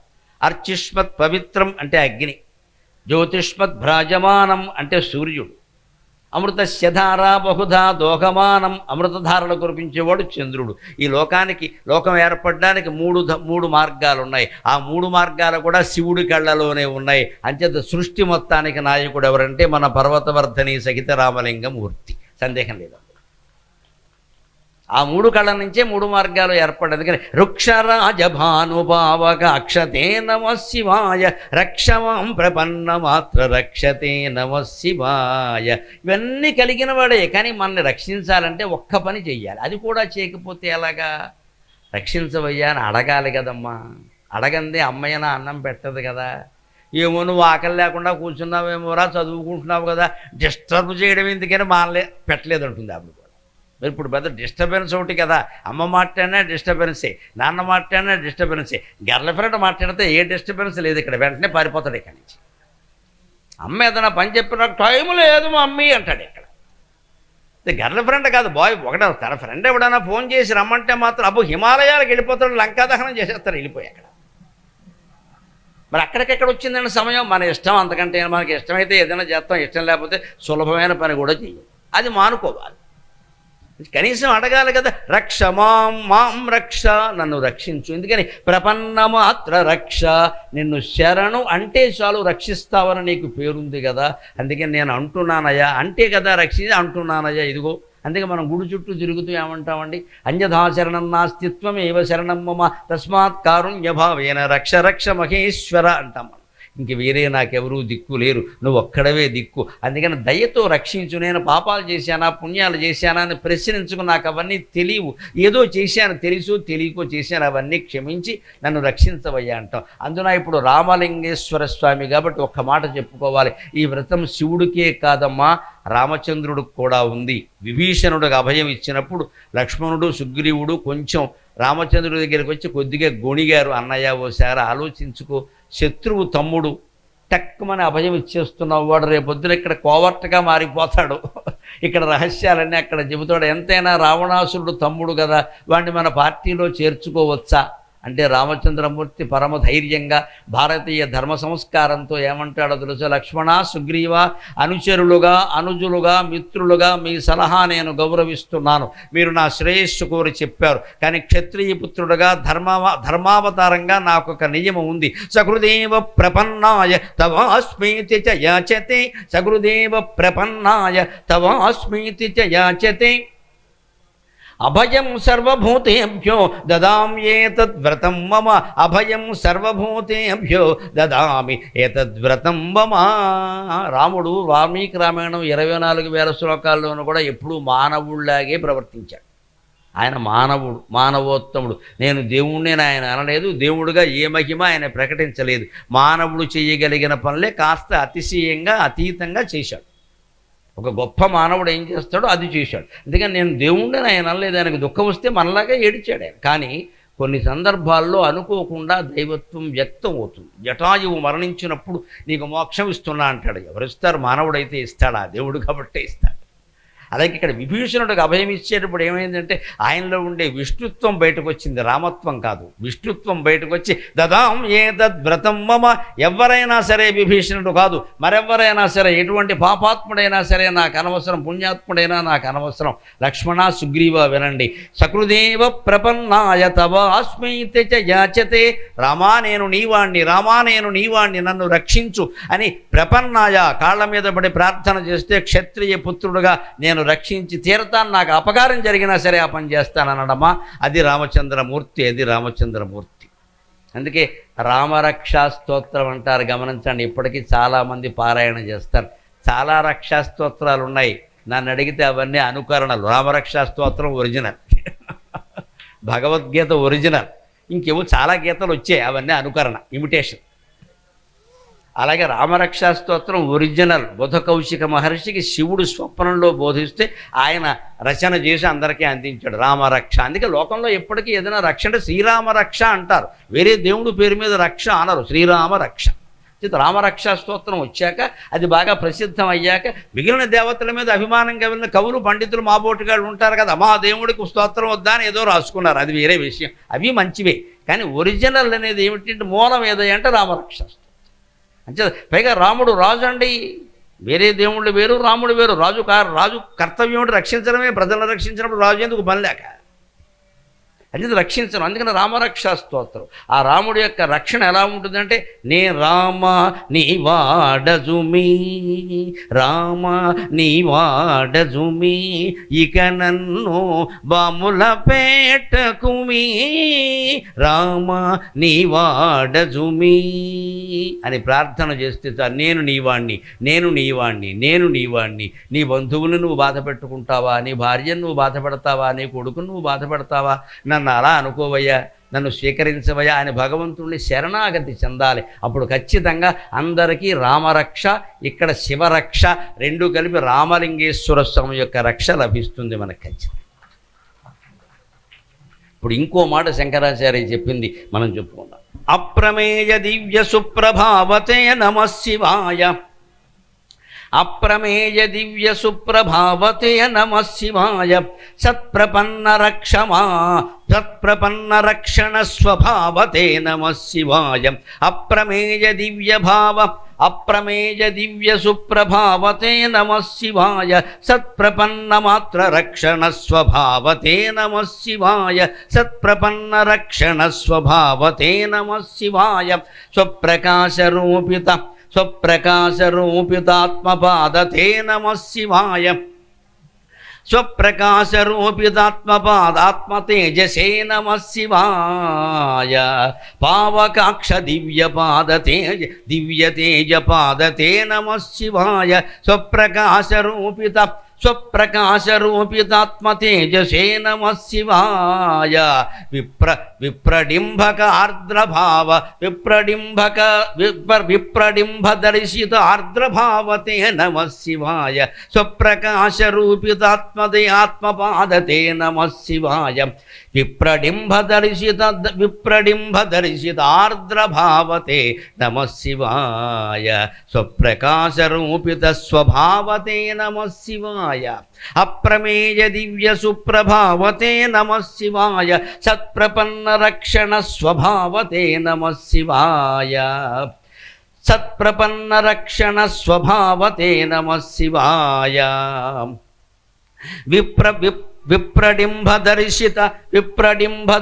దర్శన స్వభార్ద్రభావతే నమః శివాయ. విప్రడింభ దర్శన స్వభార్ద్రభావతే నమః శివాయ. నమః శివాయ నమః శివాయ నమః శివాయేతి నమః శివాయ. అప్రమేయ దివ్య సుప్రభావతే నమః శివాయ. మన రామలింగేశ్వర స్వామి అప్రమేయుడు. అప్రమేయం అంటే మామూలు మాటల్లో గమనించండి, నాకు ఇందులో ఏం ప్రమేయం లేదండి అంటారు. ప్రమేయం లేదంటే సంబంధం లేదని. కానీ వేదాంతపరంగా శాస్త్రపరంగా ప్రమేయానికి అర్థం అది కాదు. ప్రమేయం అంటే కొలత, మెజర్మెంట్. భగవంతుణ్ణి మనం కొలవలేం. ఇక్కడ ఊరికే విగ్రహం రూపంలో ఎన్ని అడుగులు అంటే 2 అడుగులు 3 అడుగులు అంటాం. రామచంద్రమూర్తి అయితే 6 అడుగులు అంటాం. అంతేగాని నిజంగా భగవంతుడిని విశ్వమంతా వ్యాపించుంటే మనం కొలుస్తామా? అందుకే ఆయన అప్రమేయుడు. మనం కూడా అప్రమేయులం కావాలి అంటే చుట్టూ కొలతలు, పరిధులు, కట్టుకున్న దళ్ళు మళ్ళు తగ్గించుకోవాలి. మన చుట్టూ మనమే దడిగట్టేసుకుని నన్ను ఎవరూ ముట్టుకోకండి, నన్ను ఎవరూ మనం అస్పృశ్యులం అయ్యాం. ఇప్పుడు అవతల వాళ్ళు కాదు, మనమే అయ్యాం. ఎవడూ ముట్టుకోవట్లేదు. ఆచారం కోసం, శుభ్రత కోసం మనం మడిగా ఉండడం మంచిదే. కానీ అది ఇంకా బాగా చేదస్తంగా పెరిగింది అనుకోండి, ఇందాక చెప్పిన నల్లపిల్లి చేదస్తమే అవుతుంది. చివరికి మన వెలేసారు మొత్తం సమాజం అంతా. పోనీ దీనివల్ల ఏమైనా మనం బాగుపడ్డామంటే ఏమీ లేదు ఇక్కడ. అందుకే ఇప్పుడు మన చుట్టూ మనం దడిగట్టుకుని కూర్చోకూడదు. నలుగురితో కలవాలి, నలుగురితో మాట్లాడాలి. అప్పుడే మానవత్వం, అప్పుడే మనస్సు కూడా వికసిస్తుంది. అంచేత మన చుట్టూ ఉండే కొలతలు తగ్గించుకోవాలి. కొలతలు తగ్గించుకున్న కొద్దీ వ్యాపిస్తాం, అదే లెక్క. కొలతలు తగ్గించుకుంటే వ్యాపిస్తూ ఉన్న దారపురీలు ఉదాహరణ. మీ ఇంట్లో ఉండే దారపురీలు ఉంటుంది కదా, దాన్ని నేల మీద పెట్టండి. ఎంత ఉంటుందండి? 2 అంగుళాలు పొడుగు ఉంటుంది. అంతకంటే ఉండదు. దారపురీలు 2 అంగుళాలు ఉంటుంది సుమారుగా. ఎందుకని? దానికి 3 కొలతలు ఉన్నాయి. దారపురీలకి పొడవు ఉంది 2 అంగుళాలు, వెడల్పు ఉంది 1/2 అంగుళం, ఎత్తుంది 1/2 అంగుళం, 3 కొలతలు ఉన్నాయి. అందుకే అది 2 అంగుళాలే వ్యాపించింది. అదే దారపురీల నుంచి దారం తీసి జాగ్రత్తగా పోగులు చేసి పొడుగు పేకపట్టి జేబు రుమాలు తయారు చేయండి. అది అడుగు దూరం వ్యాపించింది. జేబు రుమాలు అడుగు పొడుగు, అడుగు వెడల్పు. అంటే దారపురీల కంటే పొడుగు వ్యాప్తి పెరిగింది. ఎందుకని? ఒక కొలత తగ్గింది. దారపురీలకి 3 కొలతలు ఉన్నాయి, పొడవు, వెడల్పు, ఎత్తు. జేబు రుమాలకి పొడవు, వెడల్పే ఉన్నాయి, ఎత్తు లేదు. నీ కొలతలు, నీ పరిధులు, నువ్వు చుట్టూ కట్టుకున్న దళ్ళు నువ్వు తగ్గించుకుంటే నువ్వు వ్యాప్తి చెందుతావు. ఇంకా అదే దారపురీల్ని రుమాలు కూడా తయారు చేయకుండా ఒట్టినే దారాన్ని ఇలా బాపట్లంతా పరుచుకుంటూ వెళ్ళండి, గుంటూరు వరకు ఎడుతుంది ఆ దారం. అంటే దానికి మళ్ళీ ఇంకా కొలతలు తగ్గాయి. దారపు రీలికి 3 కొలతలు ఉన్నాయి, పొడవు, వెడల్పు, ఎత్తు. దారంతో తయారు చేసిన రుమాలకి 2 కొలతలు ఉన్నాయి, పొడవు, వెడల్పు. దారాన్ని పరుచుకుంటూ పెడితే వెడల్పు లేదు, ఎత్తు లేదు, పొడుగు ఒకటే ఉంది. నీ చుట్టూ పరిధులు తగ్గించుకున్న కొద్దీ నువ్వు వ్యాప్తి చెందుతావు ఖచ్చితంగా. దారపురీలు అర్థమైన పరమాత్మ అర్థమవుతాడు. ఇంట్లో ప్రతి వస్తువుని పరిశీలనగా చూడాలి, మనుషుల్ని చూడాలి, వస్తువుని చూడాలి. వస్తు తత్వాన్ని తెలుసుకుంటే నీ ఇంట్లోనే ఉంటాడు దేవుడు, నీ ఇంట్లో ఉంటాడు, నువ్వు అక్కడికి వెళ్ళక. ఆ వస్తువు ఏమిటి, దాని స్వభావం ఏమిటి, అది ఎలా పనిచేస్తుంది అని చూస్తే అర్థమైపోతుంది. దారపురీలను చూస్తే కలుగుతుంది ఆలోచన. వ్యాప్తి కావాలి, మాకు వ్యాపించాలంటే నీ పరిస్థితి తగ్గించి ఊరికి పెంచేసుకోకూడదు. ఇలా చుట్టూ దళ్ళు కట్టుకో, నలుగురితో మాట్లాడు, నలుగురితో స్నేహంగా ఉండు. 4 చోట్లకి వెళ్ళి నీ పరిధి పెరుగుతుంది. భగవంతుడికి ఒక పరిధి లేదు. ఎందుకని? ఆయనకేమీ ఒక లోకం లేదు, కైలాసంలోనే ఉంటాడని లేదు. కైలాసంలో ఉంటే మనం బాపట్ల ఎందుకు ఉత్సవాలు చేస్తున్నాము? ఇక్కడ ఉన్నాడు ఆయన. అక్కడ ఉంటే ఇక్కడ ఎలా ఉంటాడు? అది కూడా సందేహం. అక్కడ ఉన్నాడా లేదా? విష్ణుమూర్తి రామావతారం ఎత్తాడు, కృష్ణావతారం ఎత్తాడు, బాగానే ఉంది. మరి వైకుంఠంలో ఉన్నాడు, వైకుంఠంలో ఉండగానే ఎత్తాడు. ఎలాగా? ఒక పూల తోట ఉంది, అక్కడ సుగంధం వస్తుంది, ఉంది కదా. పూల తోట దగ్గరికి వెళ్ళావు, అక్కడి నుంచి నువ్వు ఒక 10 గజాలు దూరం వెళ్ళు, ఒక 25 గజాలు వేరు, ఒక ఫర్లాంగ్ దూరం వెళ్ళు, అయినా సుగంధం వస్తుంది. మరి పూల తోట ఇక్కడే ఉండగా ఇక్కడ సుగంధం అక్కడికి వ్యాపించిందా లేదా? పరమాత్మ వైకుంఠంలో ఉండగానే భూమండలంలో కూడా ఉంటాడు. అంతే. పూల సుగంధం అర్థమైనా భగవంతుడు అర్థమవుతాడు. ఆ శక్తి భగవంతుడికి ఉంది. ఆయన ఇప్పుడు బాపట్లో ఉన్నంత మాత్రాన కైలాసంలో లేకుండా లేడు, కైలాసంలో ఉండడం వల్ల బాపట్లో లేకుండా లేడు. ఉన్నాడు, ఇక్కడ ఉన్నాడు, అక్కడ ఉన్నాడు. ఎందుకుంటాడు? తన సుగంధం ద్వారా తాను వ్యాపిస్తున్నాడు తప్ప తన ఆకారం ద్వారా పరిధి పెంచుకుని ఈ 3 కళ్ళతో, ఈ చేతులతో, ఈ శరీరంతో వ్యాపించాలని ఆయన అనుకోవటం లేదు. మనం కూడా మన బుద్ధి శక్తితో మనం ప్రపంచం అంతా వ్యాపించాలి కానీ లేకపోతే శరీరంతో వ్యాపించడం చాలా కష్టం అండి. ఎప్పుడైనా మన బుద్ధి, మన మేధాశక్తితో మనం వ్యాపించాలి. అంచేత నీ పరిధుల్ని, నీ కొలతల్ని నువ్వు తగ్గించుకుని కొద్దీ వ్యాపిస్తావు. అప్రమేయ దివ్య సుప్రభావ. కాబట్టి భగవంతుడి యొక్క స్వభావం ఉంది, ప్రభావం అది అప్రమేయం. నువ్వు కొలతలు ఎంతైనా చేస్తారంటే ఎంత కరుణైనా చూపించగలడు, ఎటువంటి కష్టాన్నైనా తప్పించగలడు, ఎటువంటి పాపాన్నైనా మాఫీ చేసి పారేయగలడు. ఇదంతా ఆయనదే సృష్టి. బ్రహ్మ సత్యం జగన్ మిథ్య. తీసి పారాయి. ఇది మాయ. వాడు చేసిన పుణ్యము మాయే, పాపము మాయే. వాడిని ఏమిటి బాధ పెట్టేది? మొత్తం అన్నీ మాఫీ అంటారు. మన నాయకులు చూడండి, కొత్తగా ఎన్నికలైనప్పుడు కోఆపరేటివ్ సొసైటీ రుణాలన్నీ మాఫీ అంటారు. ఓ సామాన్య నాయకుడిని మాఫీలు చేయగలిగినప్పుడు రామలింగేశ్వర స్వామి చేయలేడండి. మొత్తం మాఫీ. అనుమానం వెళ్ళేది ఇక్కడ. ఆయన అన్ని మాఫీ చేస్తాడు. మామూలు మానవులే చేయగలుగుతుంటే మన దగ్గర ఎమ్మెల్యేలు, ఎంపీలు మాఫీలు చేసేస్తూ ఉంటే బ్యాంక్ మేనేజర్ ఎవడన్నా మన అప్పు కట్టమంటారనుకో, ఎమ్మెల్యే చదువు ఫోన్ కొట్టించేవరకు ఆయన జోలికి వెళ్ళకంటాడు నమశివాయ. మరి మామూలు శాసనసభ్యుడు ఎంత చేయగలుగుతుంటే 3 లోకాన్ని శాసించేటువంటి కూడా ఆయన చేయలేడండి. ఆయన్ని మనం శరణు వేడాలి, అంతే తేడా. ఆయన ఎలా ఉంటాడు? సత్ప్రపన్న రక్షణ స్వభావతే నమః శివాయ. ఆ ప్రపన్నులు, శరణు అన్న వాళ్ళని రక్షించడమే స్వభావంగా కలిగిన వాడికి రెండో మాట లేదే. స్వప్రకాశరూపితాత్మతేజసే నమః స్వప్రకాశరూపిత స్వభావతే నమః శివాయ. మన నిజమైనటువంటి తేజస్సు ఎక్కడుంటుందంటే మన ప్రకాశం, స్వప్రకాశం. అంటే మనం ఇంటి దగ్గర ఖచ్చితంగా ఉదయం అరగంట, సాయంత్రం అరగంట కూర్చుని ధ్యానం చెయ్యాలి. మన ఇంట్లో మనమే చెయ్యాలి. ఎక్కడో ధ్యాన కేంద్రం అని మళ్ళీ ఎక్కడికో వెళ్ళి వాళ్ళకి డబ్బులు కట్టకాలి, అదో డబ్బు దండగా. మన ఇంట్లో మనం చేసుకోవచ్చు. స్వప్రకాశ రూపిత స్వభావతే నమః శివాయ.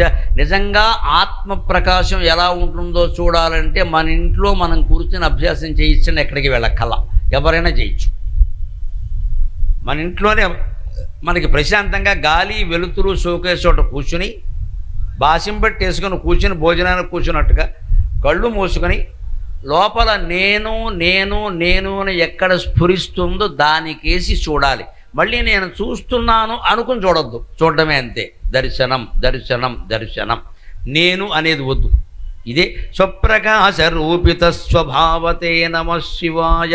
గుండెల్లో శివుడు మనకు కనపడాలంటే ఇందాక చెప్పుకున్నాం, నిర్మాల్యం తొలగిస్తే గుళ్ళో శివుడు కనపడినట్టే నిన్న మొన్న చేసిన పుణ్యాలు, పాపాలు, చెత్త, గొడవలు, జ్ఞాపకాలు ఇవన్నీ వదిలేయగలిగితే నీ గుండెల్లో ఉండే శివుడు నీకు కనపడతాడు ఖచ్చితంగా. స్వప్రకాశ రూపిత స్వభావతే నమః శివాయ. అలా ఎవరికి కనపడ్డాడో శంకరాచార్య ఇక్కడ ఉదాహరణతో చెబుతున్నాడు. విప్రడింబ దర్శితార్ద్రభావతే నమః శివాయ. విప్రడింబ దర్శితార్ద్రభావతే నమః శివాయ. విప్రడింబక, డింబక అంటే బాలకుడు, విప్రడింబక అంటే ఒక బ్రాహ్మణ కుమారుడు. ఆయన పేరు ఉపమన్యువు. ఆయన వయస్సు 12 ఏళ్ళు. ఉపమన్యువు. ఆయన శివుడి గురించి తపస్సు చేసి చేసి చేసి చేసి ఎంత గొప్పవాడయ్యాడు అంటే శ్రీకృష్ణుడికి శివతత్వం ఉపదేశించాడు. ఆయన అంత గొప్పవాడయ్యాడు. శ్రీకృష్ణుడికి శివతత్వం ఉపదేశించాడు. శ్రీకృష్ణుడు శివతత్వం తెలుసుకోవడం కోసం ఎవరి దగ్గరికి వెళ్ళాలి అని వ్యాస మహర్షిని అడిగాడు. అడిగితే ఉపమన్యువు అని ఒక ఆయన ఉన్నాడయ్యా, బాల్యంలోనే శివభక్తుడయ్యాడు. ఆయనకి చిన్నతనంలోనే శివభక్తి బాగా రూఢమైపోయింది మనస్సులో. శివుడు దర్శనం అయ్యే వరకు నేను అన్నం కూడా తిన్ను అన్నంత తపస్సు చేశాడు. అలా ఆయన ఎన్నేళ్ళు చేశాడో ఆయనకే తెలియదు. కూర్చుని చేశాడు, నిలబడి చేశాడు, పంచాగ్ని మధ్యంలో చేశాడు, ఒంటికాలి మీద నిలబడి చేశాడు. ఆ తపస్సు చేస్తుంటే ఆయన్ని ఇతర ముని కుమారులు వారించారు. చిన్నపిల్లాడు అయ్యా, ఎన్నాళ్ళు ఉంటావు, శివుడు చాలా మొండివాడయ్యా, పార్వతీదేవి తపస్సు చేస్తేనే ఏళ్ల వరకు కనపడలేదు ఆయన, నీకు ఎక్కడ కనపడతాడు, ఎందుకు వచ్చిందమ్మా అంటే ఆయన వినలేదండి. యావచ్చశంకధవళామళబద్ధమౌళి న ప్రీయతే పశుపతిర్భగవాన్ మమేశగా తావత్ జరామరణ జన్మశతాభిఘాతై దుఃఖాని దేహ విహితాని సముద్వగామి, దుఃఖాని దేహ విహితాని సముద్వగామి. వ్యాసభారతం ఆనుశాసనిక పర్వంలో ఉంటుంది ఈ ఉపమన్యువు కథ. శ్రీకృష్ణుడు స్వయంగా భారత యుద్ధానంతరం శివుడు గురించి తపస్సు చేయాలి అని నిర్ణయించుకొని, బదరికావనంలో చేయాలి అని నిర్ణయించుకొని, ఎవరిని శివతత్వాన్ని గురించి తపస్సు చేసే విధానం గురించి ఎవరి దగ్గర తెలుసుకోవాలి అని వ్యాస మహర్షిని అడిగితే ఆయన చెప్పాడు, ఉపమన్యువు దగ్గరికి వెళ్ళవయ్యా, నీకేమీ ఈగో అహంకారం లేకపోతే. కృష్ణుడికి అహంకారం ఏముంటుందండి, హాయిగా వెళ్ళాడు. వెళ్ళి ఉపమన్యువుని అడిగాడు, స్వామి నాకంటే పెద్దవాడవో చిన్నవాడవో నాకు తెలియదయ్యా, శివుణ్ణి దర్శించావట, ఎంత తపస్సు చేస్తే నీకు కనిపించాడు, ఆయన ఏం చేశావంటే మామూలుగా చేయలేదయ్యా, చాలా మొండిపట్టు పట్టు కూర్చున్నాను నేను. యావచ్చశంకధవళామలబద్ధమౌళి. ఆ చంద్రశేఖరుడైనటువంటి శివుడు, చంద్రుని యొక్క తెల్లని కాంతులతో శిరస్సు నిండా వ్యాపించినటువంటి స్వచ్ఛమైనటువంటి శివుడు నాకు దర్శనమిచ్చే వరకు నా ప్రియతే పశుపతికి భగవాన్ మమేశక, నాకు నాథుడు, నా మనోనాథుడు, నా జీవనాథుడు, అన్ని జీవులకి పతి అయినటువంటి వాడు ప్రీతిని పొందే వరకు నేను ఇలా చేస్తూనే ఉంటాను. అంతవరకు తపస్సు చేయడం కాదు, ఎన్ని ఆపదలు వచ్చినా భరిస్తా. తావజ్జరామరణ జన్మశతాభిఘాతై దుఃఖాని దేహ విహితాని, దేహ విహితాని సముద్వహామి. అంతవరకు జర ముసలితనం రాని, మరణం చావే రాని, జన్మ మళ్ళీ పుట్టని, అది ఒకసారి కాదు, శత అభిఘాతైకి 100 కెరడా దెబ్బలు కొట్టినట్టుగా 100 జన్మలెత్తని, 100 సార్లు ముసలితనం రాని, 100 రోగాలు రాని, ఎన్ని దుఃఖాలు రాని, దుఃఖాన్ని దేహ విహితాన్ని, ఈ దేహం ప్రారంధం కారణంగా వచ్చే దుఃఖాలన్నీ నేను భరిస్తా. ఎంతవరకయ్యా, శివుడు నాకు కనపడే వరకు. ఇంతంత పట్టుదలతో చేశాడు. అందుకే శంకరాచార్య స్వామి ఈ శ్లోకంలో విప్రడింబదర్శితార్ద్రభావతే నమశివాయ, ఉపమన్యుడైనటువంటి బ్రాహ్మణ బాలుడికి ఆర్ద్రభావంతో దర్శనమిచ్చావు కదా, నమశివాయ నమశివాయ నమశివాయేతి నమశివాయ. ఇప్పుడు ఇంకొక మాట, శివుణ్ణి ప్రార్థన చేయాల్సిన విధానం ఏమిటంటే, సేవకాయ మే మృడ ప్రసీదతే నమశివాయ, భావలభ్యతావక ప్రసాదతే నమశివాయ, పావకాక్ష పావకాక్ష పావకాక్ష దేవ పూజ్య పాదతే నమశివాయ, తావకాంగ్రి భక్త దత్త మోదతే నమశివాయ, నమశివాయ నమశివాయ నమశివాయేతి నమశివాయ, సేవకాయ మే మృడ ప్రసీదతే నమశివాయ. భగవంతుడి దగ్గర మనకెప్పుడు వినయం ఉండాలి, సవాళ్ళు పనికిరావు. అక్కడ స్వామి నేను నీకు సేవకుణ్ణి, నన్ను ప్రసీద అనుగ్రహించు, ఓ మృడస్వరూప భగవంతుడా నేను నీకు సేవకుణ్ణి. నీ గుడి దగ్గర ఇంత ఉత్సవం జరుగుతుంటే ఏ రూపంలో నిన్ను సేవించినా మంచిదే, ఇక్కడ జెండాలు కట్టినా మంచిదే, పందిళ్ళు వేసినా మంచిదే, అక్కడ తుడిచినా మంచిదే, కడిగినా మంచిదే, అన్నదానంలో సహకారం చేసినా మంచిదే, వాన కురిసి ఎవరన్నా తడిసిపోతుంటే ఓ గొడుగు పట్టుకున్నా మంచిదే. అవన్నీ శివసేవ కిందికే వస్తాయి, గమనించండి, శివసేవ కిందికే గమనిస్తాయి. విశేషంగా దేవస్థానం వారు గోశాల కట్టారు, గోసేవ చేస్తున్నారు, దర్శించండి అందరూ కూడాను. గోసేవ చేయండి, గో పూజ కాదు, గో సేవ చేయండి. ఓ కుంకం వేసి పసుపు వేసి దాన్ని పామేయకండి, మంటెత్తిపోతుంది దానికి. మా కోరికలు ఏవి గోవుల దగ్గర కోరకూడదు, అవల గో సేవ. దానికి దోమలు కొట్టకుండా, గోమార్లు కొట్టకుండా చేయాలి, దానికి తెలగపిండి పెట్టాలి, దానికి ఖరీదైన పదార్థాలు పిజ్జాలు బర్గర్లు పట్టుకొచ్చి పెట్టేయకూడదు, అరగదు. ఈ మధ్య గోవులకు కూడా సంతానం కలగట్లేదు, ఎందుకంటే మనం అట్టిపళ్ళు పెట్టేస్తున్నాం, వాటికి అట్టిపళ్ళు దానికి ఆనవమ్మ. వాములు మేసే స్వాములారికి పచ్చగడ్డి పలహారం అని దానికి ఏమంతాయి, గడ్డి వాములు మేసేస్తాట, దానికి నువ్వు పచ్చగడ్డి పెడితే సరిపోతుందా? అట్టిపళ్ళు దోశలు ఆవులకి పెట్టకూడదు, తెలగపిండి పెట్టాలి, గట్టిగా పెట్టాలి, కుడితికోలంలో నీళ్ళన్నీ పెట్టాలి, రకరకాల పదార్థాలు కలిపినవన్నీ పెట్టాలి, అప్పుడు ఆవుకి సంతానం కలుగుతుంది. దానికోసం ఎద్దులను తీసుకురావాలి ఖచ్చితంగా. దేవస్థానం వారికి కూడా చెబుతున్నా, వాటికి ఒక కోరిక ఉంటుంది మనకున్నట్టే, అందుకని వాటికి ఇంజక్షన్లు చేసేయకూడదు, పాపం అది తీరాలి. అందుకోసం ఎద్దుల్ని పెంచాలి. మన సంస్కృతి ఎంత గొప్పదంటే, పూర్వం ఎద్దుల్ని పెంచి అచ్చు వేసేవారు, అది ఇష్టం వచ్చినట్టు తిరుగుతుంది. అందుకే ఎవడన్నా ఉద్యోగం సద్యోగం తిరుగుతున్నాడు, అచ్చూసిన ఆంబోతులో తిరుగుతున్నాడు అంట. తెలుగులో సామెత, అచ్చూసిన ఆంబోతు అంటే వెంకటేశ్వర స్వామి అండి, దేవుడు అది. అచ్చు వేసేవారు. అంటే అచ్చు వేసిన ఉద్యోగం ఏంటి? ఈ ఆంబోతుని ఎందుకు వదిలిపెడుతున్నామంటే అన్ని చేలల్లోకి వెళ్ళి మేసేస్తుంది, తోటలు నాశనం చేసేస్తుంది. అనుమానం దానికి ఆంద తిండి. నువ్వు ఏదో 2 ఇడ్లీ పెడతానంటే అలాగా దానికి ఆందం తిని ఏం చేస్తుంది? మనకి మళ్ళీ పడుకోదు. ఆంబోతికి భగవంతుడు ఇచ్చిన శక్తి ఏమిటంటే ఎద్దుకి 3 మైళ్ళ చుట్టుపక్కల ఆవు ఎక్కడ ఎదకొచ్చినా ఒక దూకుతుంది. అంతే, హనుమంతుడు సముద్రం దూకినట్టే, అంత శక్తి ఉంది. 3 మైళ్ళ చుట్టుపక్కల ఆవు ఎదకొచ్చిందంటే దానికి ఆ వాసన సోకుతుంది, పరిగెత్తుకుంటూ వెళ్ళిపోతుంది. మధ్యలో ఎవడన్నా అడ్డం వస్తే ఒక దెబ్బ చచ్చురుకుంటాడు. అంతే, అంత శక్తి దానికి రావాలంటే తినాలి. మరి తినాలంటే ఏ చేరోపడు దానికి ఏమైనా రూల్స్ అండ్ రెగ్యులేషన్స్ ఉన్నాయా? ట్రాఫిక్ రూల్స్ ఉన్నాయా? దాని ఇష్టం వచ్చినట్టు పోతుంది. అందుకే ఈ యజమాని అచ్చు వేసిన వాడు ఏం చేస్తాడంటే, బాబు మీ చేలకి నష్టం కలుగుతుంది, మీ తోటలకు నష్టం కలుగుతుంది, కానీ నేను అచ్చు వేశాను కాబట్టి ఆ ఖర్చు నేను ఇస్తా అంటాడమ్మా. అది భారతీయ సంస్కృతి, అది భారతీయ సంస్కృతి. అంచేత అచ్చు వేసిన ఆంబోతులు ఎవరో అడ్డుకోరు, ఖచ్చితంగా అలా వదిలేస్తారు. పోన్లు ఎవరో ఒకరు ఇస్తారు కదా మనకి నష్టం, తినకుండా అది కూడా తినాలి కదా. అంతేగాని ఆంబోతులు మెయ్యడం కోసం ప్రత్యేకం పంట పెంచుతామా? మళ్ళీ సాధ్యం కాదు అది. దాన్ని ఒక పుణ్యాత్మ, ఆయనకి సంతానం లేకపోవచ్చు, ఆయనకి ఏదో ఇబ్బందులు ఉండొచ్చు, ఆయన మొక్కుకోవచ్చు, అలా మొక్కుకున్నవి జరిగాయి. అందుకని ఆయన ఏదో ఆయన జమీందారు, ఆయనకి ఇబ్బంది లేదు, నాకు ఏదో ఉంది నాకు చేసుకుంటాను నేను, ఆ దేవుడు వెంకటేశ్వర స్వామికి ఇది లెక్క, ఎద్దు దాన్ని పోషిస్తా, శివుడు వాహనం నేను పోషిస్తా అని చేస్తున్నాడు ఆయన. అలాంటి పుణ్యాత్ములు అచ్చు వేసేవారు. వాళ్ళ ఇంటి గుర్తు సూర్యుడో చంద్రుడో లేదా శ్రీరామ అనో ముద్రలు చేయించేవారు, కాల్చిన ముద్ర దాని మీద వేసేవారు, జంతువు కాబట్టి భరించేది, అవి వేసేవారు. అందుకని మనకు మామూలు మాటల్లో అచ్చోసిన ఆంబోతులో తిరుగుతున్నాడు, పని పాట లేకుండా. అటువంటి ఆంబోతులను తీసుకురావాలి, ఆవులతో సంగమం చేయించాలి, గోసంతతిని బాగా పెంచాలి. గమనించండి, పులికి 5-6 పిల్లలు కలుగుతాయి, ఏది బతకదు, ఒక్కటి బతికితే గొప్ప, అన్నింటినీ పులే తినుస్తుంది. కానీ ఆవు ఏడాదికి 1 దూడను పెడుతుంది. లోకంలో గోసంతతి పెరిగిందండి, పులుల సంతతి పెరగలేదమ్మా. భగవంతుడు లీల గమనించండి, భగవంతుడు లీల గమనించండి. ఎప్పుడూ ధర్మమే పెరుగుతుంది, అధర్మం పెరగదు. అధైర్యపడద్దు. మనం ధర్మాత్మలమే ఉంటే చాలు. ఎవడో అధర్మాత్ముడు ఒకడు మేడ కట్టాడు కదా అని వాడిని ఆదర్శంగా తీసుకోకూడదు. గోవు ధర్మానికి ప్రత్యేక, పులి అధర్మానికి ప్రత్యేక. పులి 4-5 పిల్లల్ని పెట్టినా అన్నీ చచ్చిపోతాయి, ఒక్క పిల్ల మిగిలితే గొప్ప. ఆవు 1 దూడనే పెట్టినా మరి గోసంతతి ఎంత పెరిగిందండి. అంచేత సరిగ్గా వ్యాసుడు భారతంలో చెప్పినట్టే సర్వం సాధ్వర్థమేవేదం అసాధ్వర్థం నకించన. ప్రపంచం పుట్టింది మంచి వాళ్ళ కోసం తప్ప చెడ్డవాళ్ల కోసం కాదండి.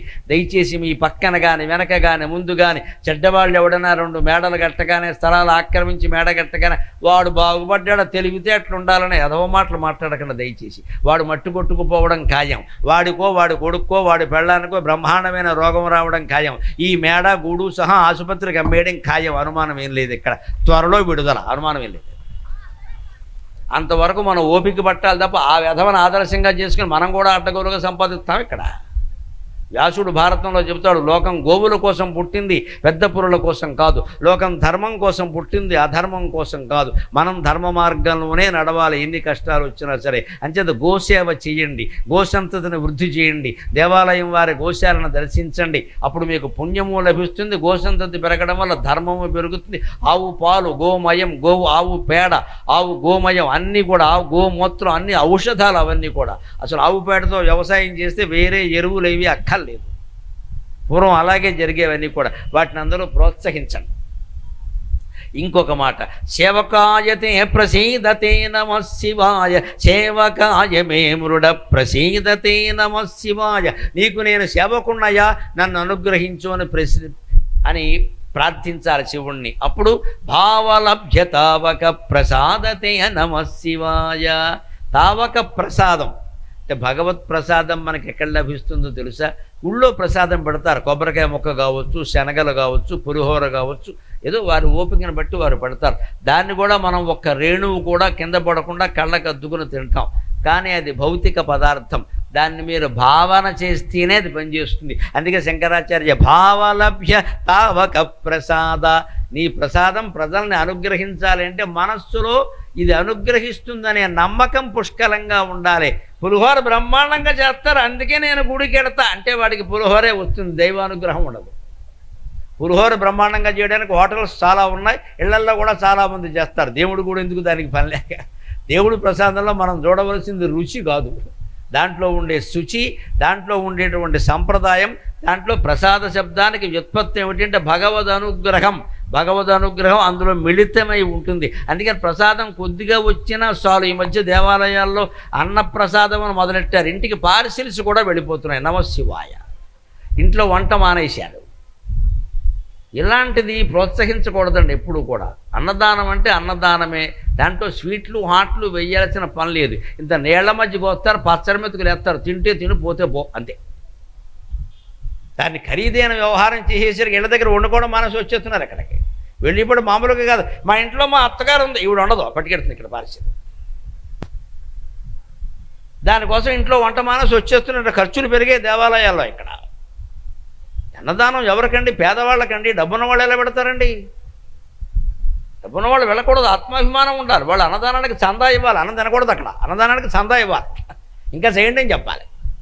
దేశంలో ఎక్కడ అన్నానికి ఏ పేదవాడు తడుముకోకుండా ఉండడం కోసమే హిందూ దేవాలయాల్లో అన్నదానం జరుగుతుందమ్మా. దాని ఉద్దేశ్యం ఏది? దాని ఉద్దేశ్యం నా దేశంలో ఒక కుక్క కూడా ఆకలితో చావడానికి వీలు లేదు అన్నాడు వివేకానందుడు. మన దేవాలయాలు చేస్తున్నటువంటి పడుతున్న శ్రమ ఏమిటంటే ఏ మనిషి ఆకలితో బాధపడద్దు. వాడికి డబ్బు ఉన్నా లేకపోయినా, ఎవరు పెట్టినా పెట్టకపోయినా మేము ఉన్నాం, ఏదో ప్రసాదం పేరు మీద పెడతాం, తిని వెళ్ళొచ్చు అని దేవాలయాల వాళ్ళందరూ ఈవేళ అన్నదానం చేస్తున్నారండి. అందరినీ నేను మనసారా అభినందిస్తూ ఉన్నాను. కానీ ఇది మనం ఎలా ఉపయోగించుకోవాలంటే, నా బోటిగాడు వెళ్ళి అన్నదాన ప్రసాదంలో కూర్చోకూడదు. నాకేం రోగమా ఇంతంత కంకణాలు వేసుకుని ఇక్కడ? నేను దానికి చందా ఇవ్వాలి. నేను తినడమేంటి? అన్నదానం చేయండి అని చెప్పి 1,00,000 రూపాయలు చందా ఇవ్వాలి. అందుకని మనమే వెళ్ళి కూర్చోవడం, అదేదో ప్రసాదం శివుడు చూస్తున్నాడు అక్కడ, నీ కోసం కాసి ప్రసాదం పొమ్మని చెబుతాడే. అది పేదలకు దక్కేలా చేయాలి. అవి కూడా మనమే లాగేసుకుంటే వాళ్ళకేముంటుందండి? ఇక్కడ ఏ పథకం ప్రభుత్వం వారు ప్రవేశపెట్టినా అసలు పేదలకు దక్కవండి, మధ్యలో వాళ్ళందరూ కొట్టిస్తూ ఉంటారు. ఇక్కడ పేదరికం అలాగే ఉంది ఎప్పటికీ. దేవాలయాలు అంతేనా? దాన్ని ఖచ్చితంగా ప్రసాదంగా భావించాలి. భావలభ్యతావక ప్రసాదతే నమ శివాయ.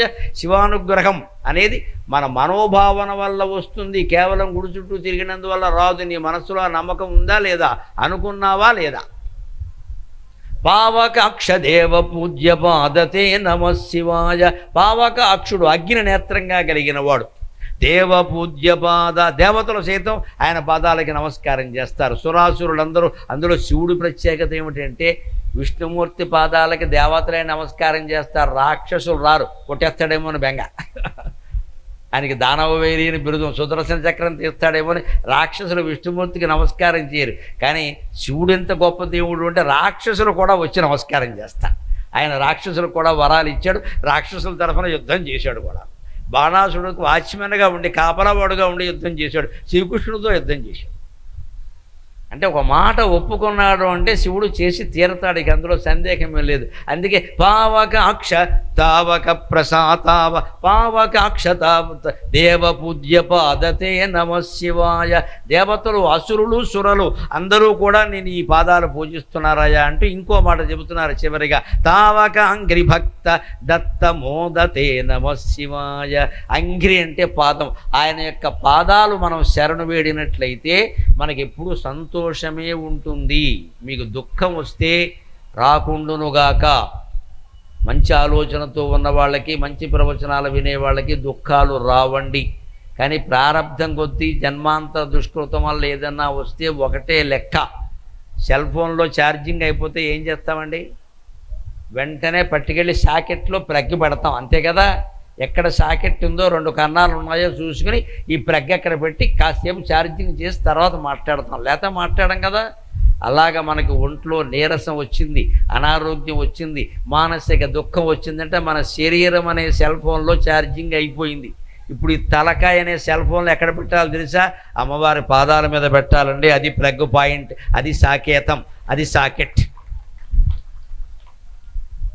ఇక్కడికి రాగలిగితే మంచిది. అస్తమానం రాలేం కదమ్మా, చూడనిస్తారా? మీ ఇంట్లో కూడా అమ్మవారి విగ్రహం ఉంది, మీ ఇంట్లో కూడా విష్ణుమూర్తి విగ్రహం ఉంది, మీ ఇంట్లో కూడా శివలింగం ఉంది, మీ ఇంట్లో కూడా శ్రీకృష్ణస్వామి విగ్రహం ఉంది. ఏ దేవుడైతే ఏమి, ఆ పాదాల మీద తలపెట్టి ప్రార్థించాలి. అందుకే మన పూజా మందిరాలు విశాలంగా ఉండాలి. అక్కడ దేవతా విగ్రహాలు కొంచెం పెద్దవే ఉండాలి. ఇంత చిట్టిగారెల్లే పెట్టకూడదు. అది దేవుడో దెయ్యమో కూడా తెలియకుండా.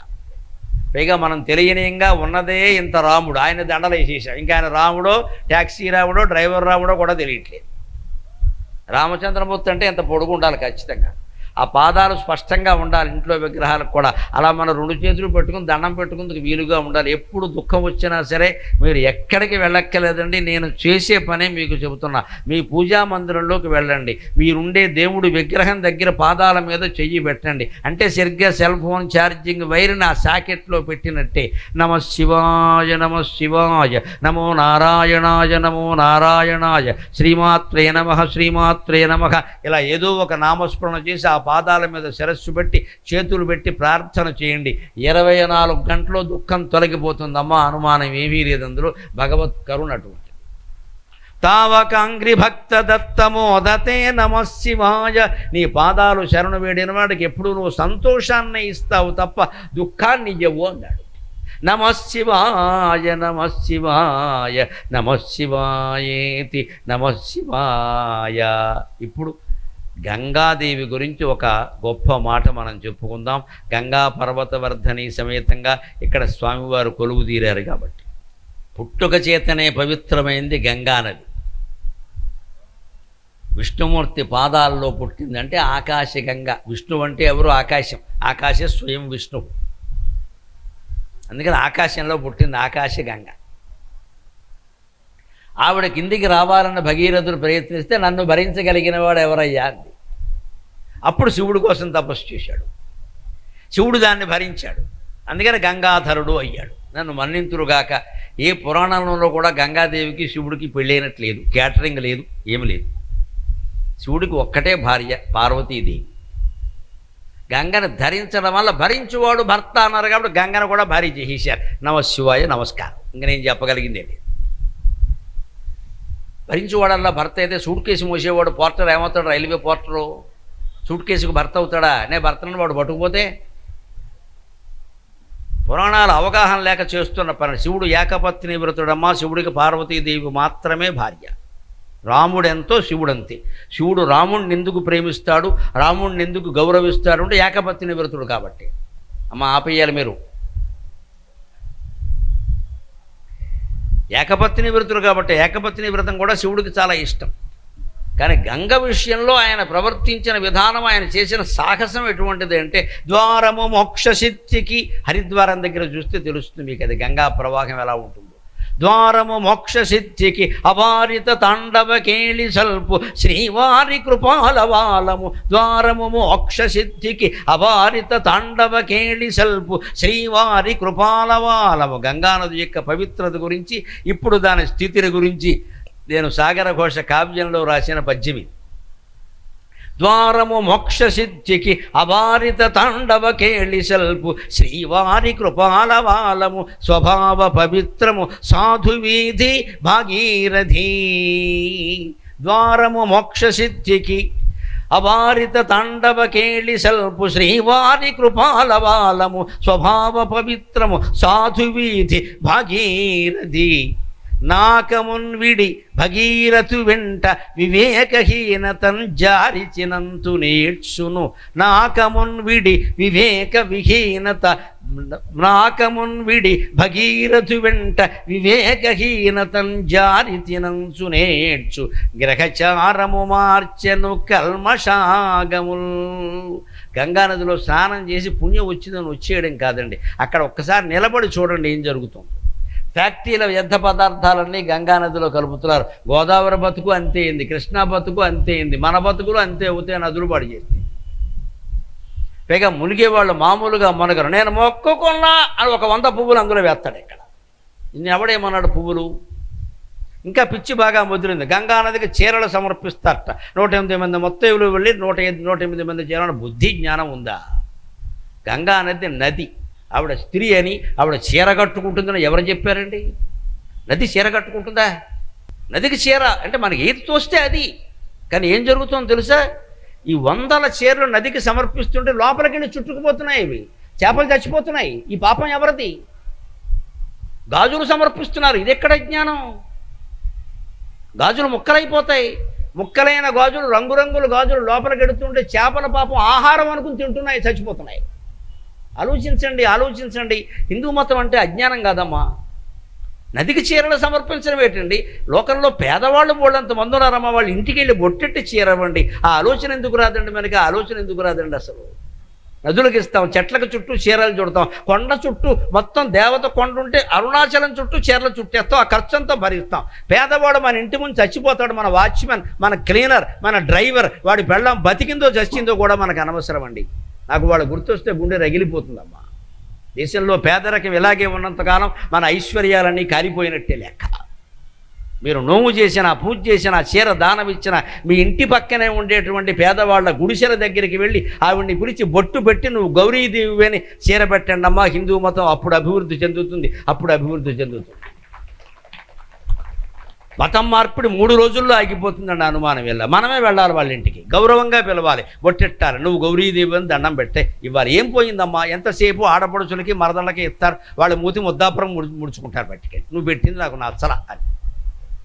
మన బంధువులకి, మిత్రులకి ఇస్తాం, కానీ పేదవాళ్ళకి ఏవే దానం చేస్తే పేదవాళ్ళకి చేయాలి. అన్నం పెడితే పేదవాళ్ళకి పెట్టాలి, బట్టలు పెడితే పేదవాళ్ళకి పెట్టాలి. హిందూ మతంలో సమస్త దాన ధర్మాల ప్రక్రియ పేదరిక నిర్మూలన కోసం ఏర్పడిందమ్మా. ఇది సామాజిక సంస్కరణ ఉద్యమం, అందుకోసం చెయ్యాలి. అది పుణ్యం అంటే. గంగానదికి చీరలు ఇస్తారేమిటంటే పట్టుకెళ్ళి ఆవిడ కట్టుకుంటుందా? పైగా లోపల చుట్టుకుపోయి అక్కడ ఉండే జీవులన్నీ ఆ చీర మడతలో గడిపోయి చచ్చిపోతున్నాయి. గాజులు ఇస్తున్నారు, ఆవిడ ముత్తైదు అని, గాజు ముక్కలైపోతాయి, ఆ ముక్కలు చేపలు తింటున్నాయి, జలజీవులన్నీ చచ్చిపోతున్నాయి. అదే చెప్పాడు ఇక్కడ కవి. ద్వారము మోక్ష సిద్ధికి, మనకి మోక్షాన్ని ఇచ్చే శక్తి గంగానదికి ఉందండి, సందేహమే లేదు. ఎక్కడ పుట్టింది, ఎక్కడ పెరిగింది? అవారిత తాండవ కేళి సల్పు శ్రీవారి కృపాలవాలము. పరమాత్మైనటువంటి శ్రీమన్నారాయణమూర్తి పాదాల్లో పుట్టింది. చూడు, తాండవం చేస్తుంటే ఒక్క ధార కిందికి వదిలిపెడితే అది గంగోత్రిలో పడిందండి. గంగా, యమున ఇవన్నీ అక్కడి నుంచి వచ్చాయి. అంటే శివకేశవులు ఇద్దరి వల్ల పవిత్రమైంది. విష్ణుమూర్తి పుట్టిల్లు అయితే శివుని శిరస్సు మెట్టిల్లు ఆవిడికి, అందుకే ఆ రకంగా పవిత్రమైంది ఆవిడ. స్వభావ పవిత్రము, సహజంగానే పవిత్రం. సాధు వీధి, అంతేకాదు సాధువులందరూ గంగానదీ తీరంలోనే తపస్సు చేస్తారు, అది సాధు వీధి. భగీరథుడు దాన్ని కిందికి తీసుకొచ్చాడు. ఈవేళ గంగానది ఏం బాధపడుతుందంటే మాబోటి కవులకు ఆ బాధ తెలుసు. నాకమున్విడి భగీరథు వెంట వివేకహీనతం జరితినంచునేడ్చును. అనవసరంగా వివేకాన్ని కోల్పోయి ఈ భగీరథుని ప్రార్థిస్తే కిందికి వచ్చా. ఇందువల్ల ఏం జరుగుతుందంటే ఫ్యాక్టరీల వ్యర్థ పదార్థాలు నా దగ్గరే, గంగా నదీ తీరాల్లో ఉండే పానీపూరి వాడి బండి దగ్గర మిగిలిన పదార్థాలు నా దగ్గరే, మిరపకాయ బజ్జీలు తుక్కంతా నా దగ్గరే, మాంసం కొట్టు అక్కడ ఉంటే మాంసం తుక్కంతా నా దగ్గరే, మొత్తం అంతా పట్టుకొచ్చి నా దగ్గర బారేస్తున్నారు. అనవసరంగా కిందకు వచ్చాను, పైనే ఉంటే ఎంత బాగుండేదో. విష్ణుమూర్తి పాదంలో ఉండిపోయినా, శివుడి నెత్తి మీద ఉండిపోయినా నేను పవిత్రంగా ఉన్నాను కదా. ఇక్కడికి వచ్చాక నాకు మిరపకాయ బజ్జీలు తుక్కు, మాంసం ముక్కలు తుక్కు మిగిలింది, ఇంకేం మిగిలింది? పైగా ఈ జనమంతా వచ్చి పాపాలు పోతాయని నాలో మురుగుతున్నారు. వీళ్ళ పాపాలన్నీ నేను భరిస్తే నేను పాపాత్మురాలని గానా అనుకుంటుంది. అవన్నీ ఎవరో ఒకరు భరించాలి కదా.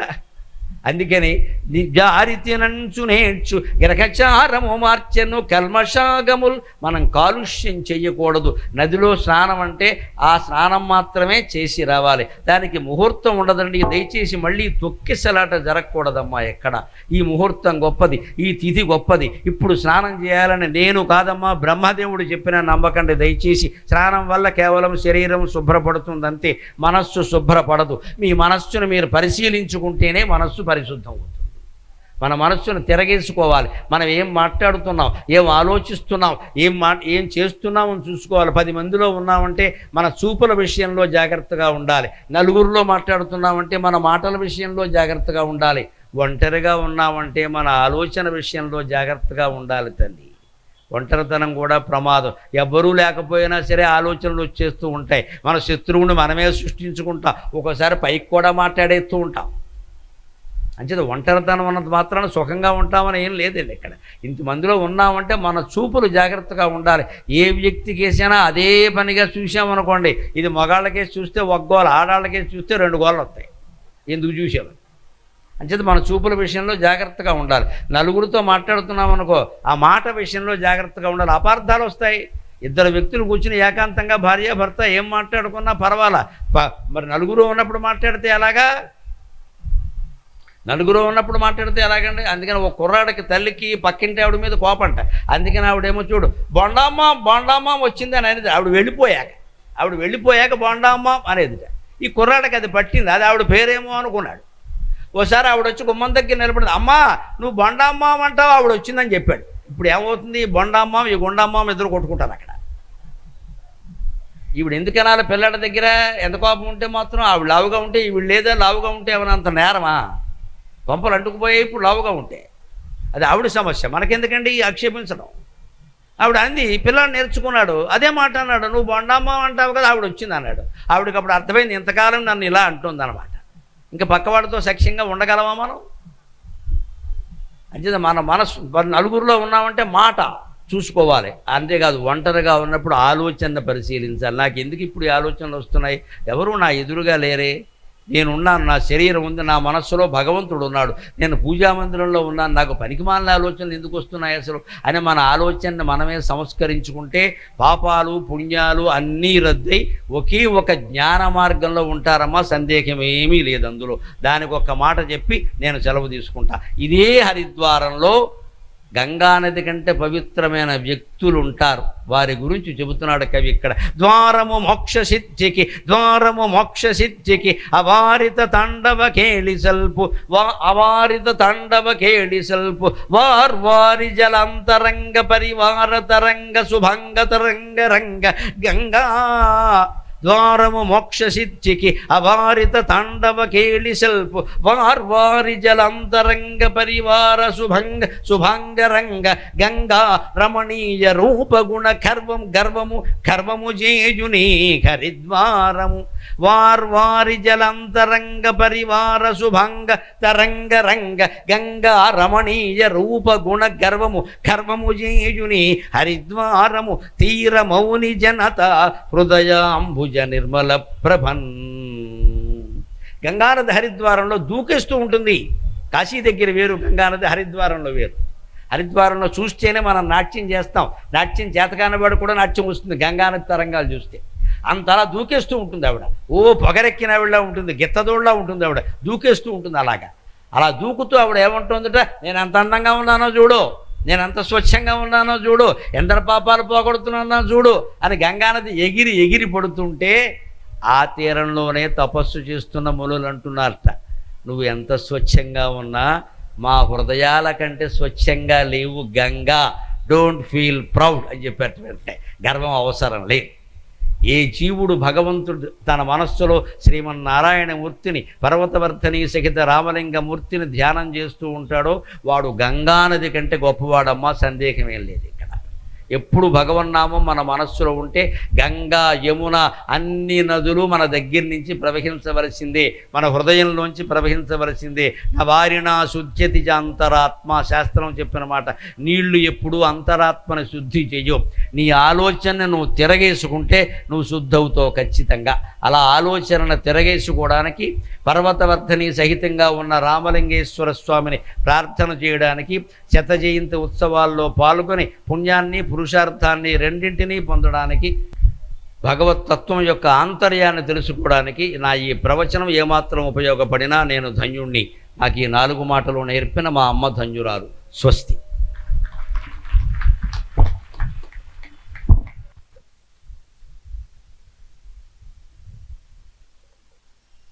గంగా పర్వతవర్ధిని సమేత రామలింగేశ్వర స్వామి దేవాలయ ప్రాంగణంలో శివుని జటాజూటం నుంచి కిందకి జాలువారుతున్న గంగా నదీ ప్రవాహ తరంగంలా 2 గంటల సేపు సాగిన ఒక నిమిషం ఆగండి. 2 గంటల సేపు సాగిన ఈ ఉత్తుంగ ప్రవాహ తరంగంలో మనందరం ఆలివోడాము. ఎన్నో విషయాలు చెప్పారు గురువు గారు. ఏదో ప్రవచనము అంటే రామాయణంలో కథ, భారతంలో కథ, భాగవతంలో కథ చెప్పడం కాదు, మన జీవితాలు మార్చుకోవడానికి. ఇవాళ చెప్పిన ఉదాహరణలో దేవుడి మందిరంలో మీకు బాధ వచ్చినప్పుడు మీ గుడిలో ఉన్న, మీ పూజా మందిరంలో ఉన్న విగ్రహమే పరమాత్మ, ఎక్కడో పరమాత్మ లేడన్న ఎగ్జాంపుల్. అలాగే చీరలు వేసి సాగరాలను ఎలా పాడు చేస్తున్నాం, నదులను ఎలా పాడు చేస్తున్నాం, మన హిందూ సంస్కృతిని ఎలా నిలబెట్టాలి, మన ఇంటి పక్కన ఉన్న పేద ముత్తైదువే గౌరీదేవి, ఇలాంటి ఎన్నో చెప్పారు. ఎన్నో అసంఖ్యాకంగా ఇలా సాగుతున్న ఈ ప్రవాహం ఇంకా సాగాలి. అలాగే వారిని ప్రేరణగా తీసుకుని, ప్రవచనాలు అంటే పూర్వకాలంలో ఉన్న అర్థం వేరు. ఈనాడు అటువంటి మహానుభావుల ప్రవచనాలను తీసుకుని వాళ్ళ శిష్యులు ఎంతో మంది ఒక ఉత్తుంగ తరంగంలా ఒక 20 ఏళ్లుగా ఈ ప్రవచన రంగం మన హిందూ సంస్కృతి ఎంతగానో మార్చివేసింది. ఆ స్ఫూర్తిని, ఆ ప్రేరణని తీసుకుని వచ్చిన ఈరోజు మన ముందు ఉన్న నవతరపు ప్రవచనం అందించే శ్రీ తాతా సందీప్ శర్మ గారిని సగౌరవంగా వేదిక మీదకి ఆహ్వానిస్తున్నాను. రేపు ఇదే ప్రాంగణంలో వారి ప్రసంగం ఉండబోతోంది. ఈ గురువుగారి ఈ మహనీయుని ప్రసంగాలు ఎంతో ఉత్తేజితంగా తీసుకుని వీరి అబ్బాయి శ్రీ గరికపాటి గురజాడ వారు, మన తాతా సందీప్ శర్మ గారు, లలితాదిత్య, ఇంకా ఎంతో మంది యువతరం, నిండా 30 ఏళ్ళు లేని వాళ్ళంతా శ్రీ తాతా సందీప్ శర్మ గారు, వాళ్ళంతా కూడా ప్రవచనాలు తీసుకుని మన హిందూ ధర్మం గురించి మాట్లాడుతున్నారు. సో ఇంత చక్కటి ప్రవచనం అయిపోయిన తర్వాత సభా మర్యాద పూర్వకంగా గురువు గారికి ఆలయ కమిటీ వారి తరపు నుంచి చిరు సత్కారం ఉంటుంది. కాబట్టి దయచేసి ఒక్క 10 నిమిషాలు అందరూ ఎక్కడ ఉన్నారో అక్కడ ఉండండి. అలాగే ఇంకో ముఖ్యమైన గమనిక, గురువు గారు వెళ్ళిపోయేటప్పుడు ఎవ్వరు పళ్ళు, పుస్తకాలు, పూలు, ఫోటో ఫ్రేములు ఏమీ ఇవ్వకండి. చక్కగా నమస్కారం చేస్తూ వారి ప్రతి నమస్కారం చేసుకుంటూ వారి దారికి చేయండి. మేము మెల్లింగా వేదిక దగ్గర నుంచి మళ్ళీ వాతావరణం బురదగా ఉంది, జాగ్రత్తగా పడిపోకుండా మేము తీసుకువెళ్ళి కారులో కూర్చోబెట్టి వింటాం. మీరు ఈ ప్రవచనాన్ని త్వరలో గరికపాటి అఫీషియల్ యూట్యూబ్ ఛానల్లో వస్తుంది, అక్కడ వినండి. విన్న వాళ్ళకి చెప్పండి. మీ పిల్లలకి మూఢపు ఆచారాల గురించి ప్రత్యేకంగా చెప్పారు, అవి నేర్పించండి. సో ఇంత చక్కటి ప్రసంగాన్ని అందజేసిన మీకు ధన్యవాదాలు. సో దేవాలయం తరపున శ్రీ ఆదూర్ హరినారాయణ గారు, అలాగే నాగేంద్ర ప్రసాద్ గారు, శ్రీ సూర్యప్రకాష్ గారు వేదిక మీద రావాల్సిందిగా కోరుతూ, ఇప్పుడు శ్రీ ఆదూర్ హరినారాయణ గారి చేత షాల్. అదండి, మీరు వెళ్ళండి.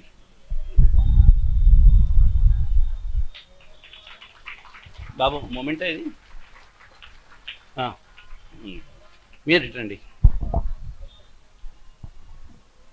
శ్రీ సూర్యప్రకాష్ గారు, నాగేంద్ర ప్రసాద్ గారు, గురువు గారికి సందీప్ శర్మ గారు ఒక నిమిషం ఇస్తాను. జరగండి. శ్రీ సందీప్ శర్మ గారి చేతుల మీదుగా గురువు గారికి మొమెంటో బహుకరణ.